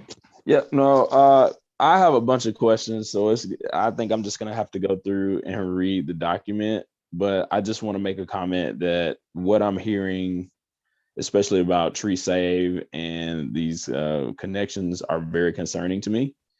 And I think that they're adding some regulatory burdens that are unforeseen in the creation of this. So, like I said, I will provide some documentations, but I'm very concerned about what I'm hearing right now. Thank you.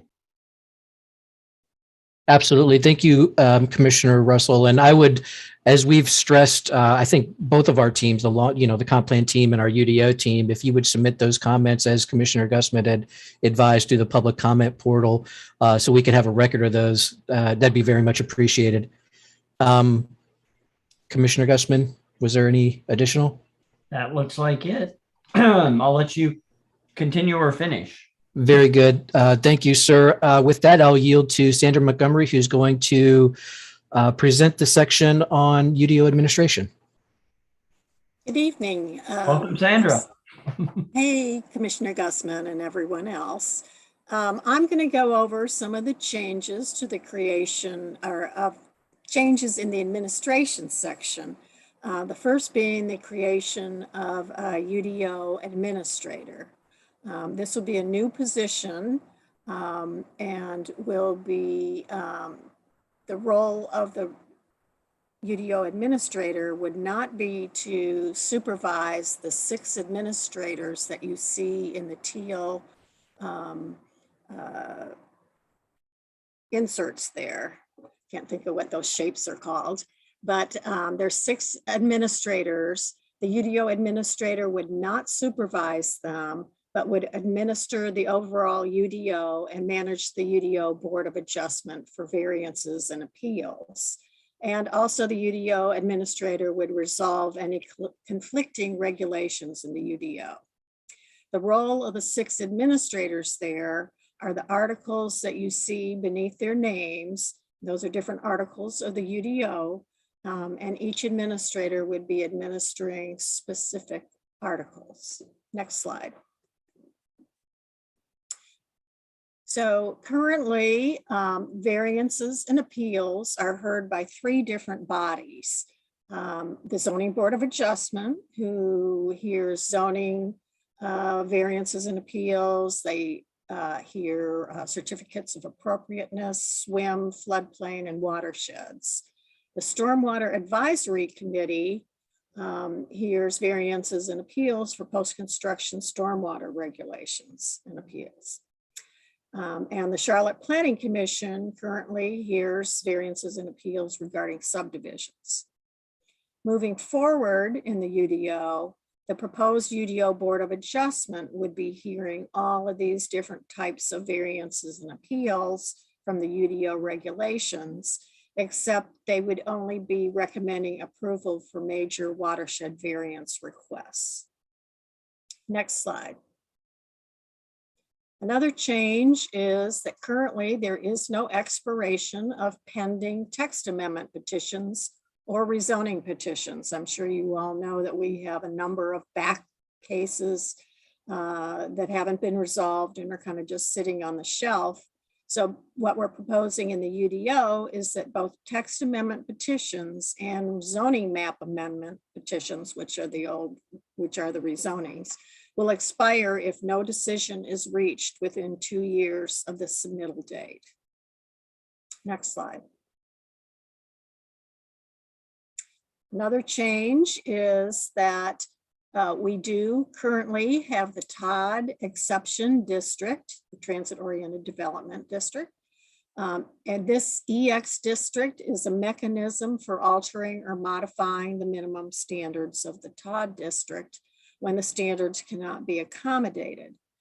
This is usually used for innovative designs, unique proposals, new development concepts, or some special problems. They're also currently in TODEX.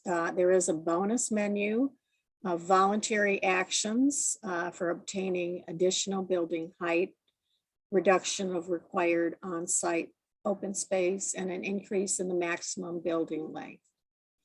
And also currently it's the conditional process with review standards that are required for a TODEX rezoning. So what is proposed is, next slide. Moving forward, the EX district will be expanded.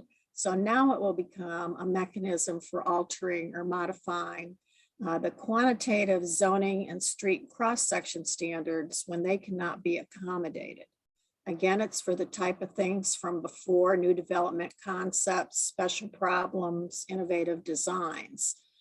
In the rewrite here, what is proposed is that they go into 13 zoning districts, of course, with still the conditional process for review. The requirements cannot be waived. They can be modified if they're quantitative, and there's no modifications permitted to the maximum building height regulations or to uses. One other requirement now is that they provide some type of public benefit. For example, for sustainability, they might provide LED standard qualifications or reuse an existing building. And for public amenities, they could provide some additional public open space. And city public improvement, they could provide a transit stop. Next slide. Expansion of requirements for community meetings. Right now, community meetings are only required for conditional zoning map amendments or rezonings, as you know them. And proposed, we are proposing community meetings for all zoning map amendments, including conventional. Next slide. There will be administrative amendment adjustments.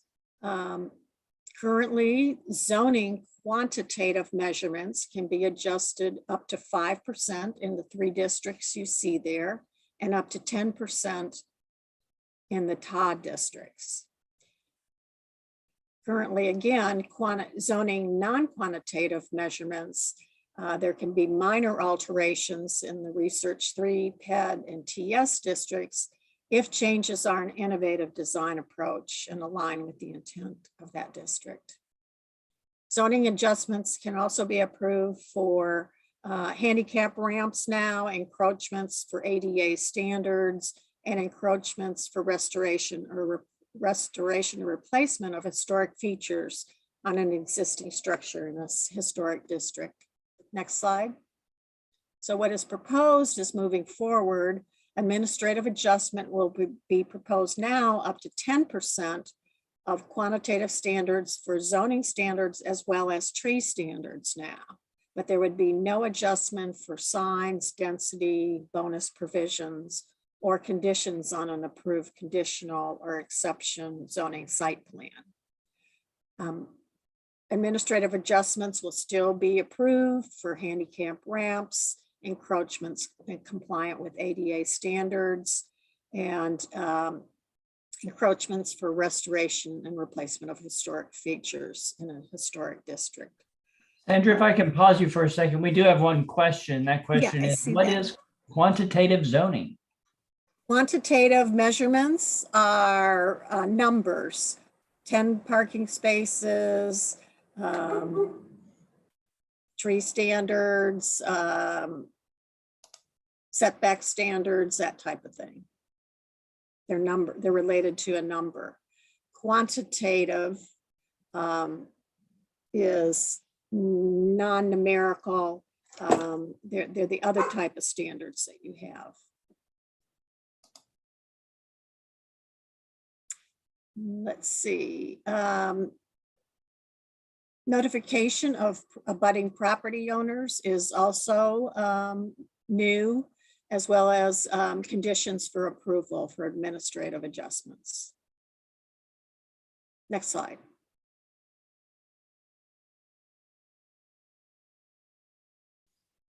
There's also broadened permit choice rules. The current rules are when a permit application is submitted for development, and after application submission, but before the permit decision is made, an ordinance is amended, then the applicant can choose which version of the ordinance they want to use. So it's either like the former one or the new version. And this would apply to the application and use of land. This was one of the 160D changes that took effect in June. So moving forward, there's some modifications which have been made. In the same situation, if a development requires multiple permits, meaning it's quite a big development project, the applicant chooses which version again of the amended ordinance will apply at the time of the initial permit application. And that version choice then applies to subsequent permit applications within 18 months of the approval of the initial permit. And I think that might be my last slide. Next slide. One more. And transitioning from the current regulations to the UDO, we are still discussing when the effective date might be. We are looking at zoning translation and how that's going to work and if any adjustments are needed. Permit choice, again, we're looking at that a little bit more in detail, and conditional rezonings, how we're going to handle those. And with that, I'll ask if there's any questions. Anyone have a question? Go ahead and jump in. This is Commissioner Kelly. Could you leave it there for a second? One of the key things from once this has been effective date or prior to it is going to be the translation of existing zoning to the new zonings. And obviously one of the complexities of that beyond the matrix proposed in the UDO is those issues that are conditional. And since a lot of the neighborhoods have had conditional rezonings in them that have been controversial at times. The process around that, I think, deserves its own public attention and review so that people are very clear as to how those changes are going to occur when it goes from the existing zoning with a conditional to the new zoning. I think that's an area that might get overlooked, but it needs to be a very visible portion of the translation. But thank you. The conditional approved plans, which have been approved in all of our neighborhoods and everywhere in Charlotte, those will remain. There will be no changes to those conditions. I believe, Laura, you might want to chime in here, that then those categories would remain. So with Laura? the effective date of the UDO, those will not translate. Only the conventional zoning will translate. So hopefully that will put some people's mind at ease. Conditional rezonings will not translate. Those would have to be individual rezonings to go to another district. If they wanted to. Well, we'll look at with the community area planning what we have out there as conditional rezonings and see, are there some that are out of alignment? Are there some that are very old? Is it appropriate? Are they still in their vesting period and so forth? But with the effectiveness, with the effective date of the UDO, it would only be conventional zoning that would translate.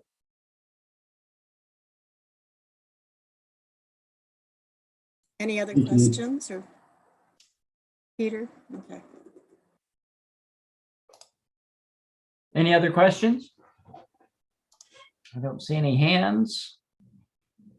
Oh, Peter, do you have another? Or, okay, there we go. Thanks. Okay. I think that's got it. I'll highlight Okay. everybody that make sure we get those comments into the portal on the UDO by Friday. Certainly we'll have other opportunities and to potentially talk about it. But if it's in there now, we have a starting point at least. Sandra, back to you. Sorry. Thank you. We have a wrap up. It's very similar to what you were given back in February, but Andrew, do you have some words? Yep. And Yep. Next Yep. slide. One more, please. So just to highlight the UDO website, it's your one-stop shop for everything UDO. charlotteudo.org, and then there are links on the webpage for where you can read the UDO, engage with the UDO.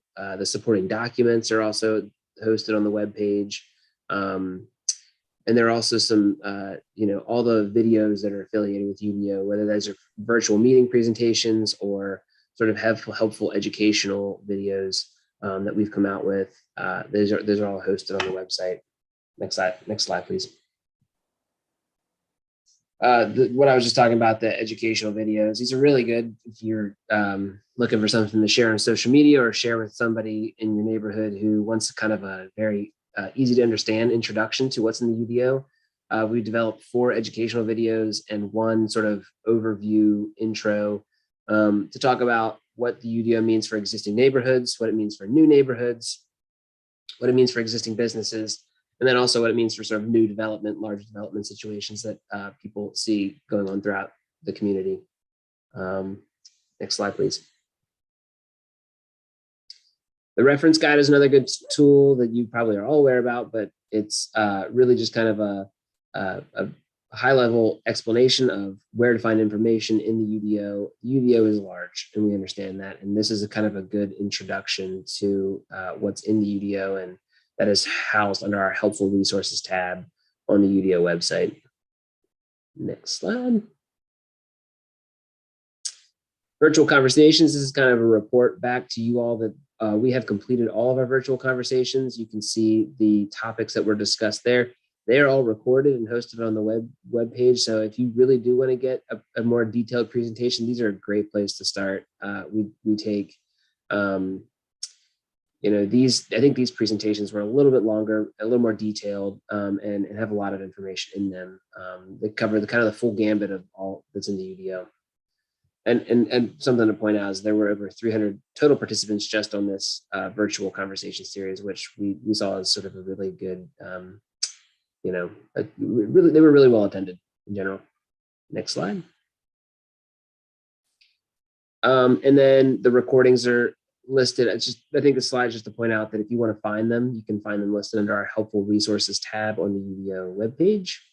The chat transcripts are also there, so you can get all the information from the conversation. Next slide.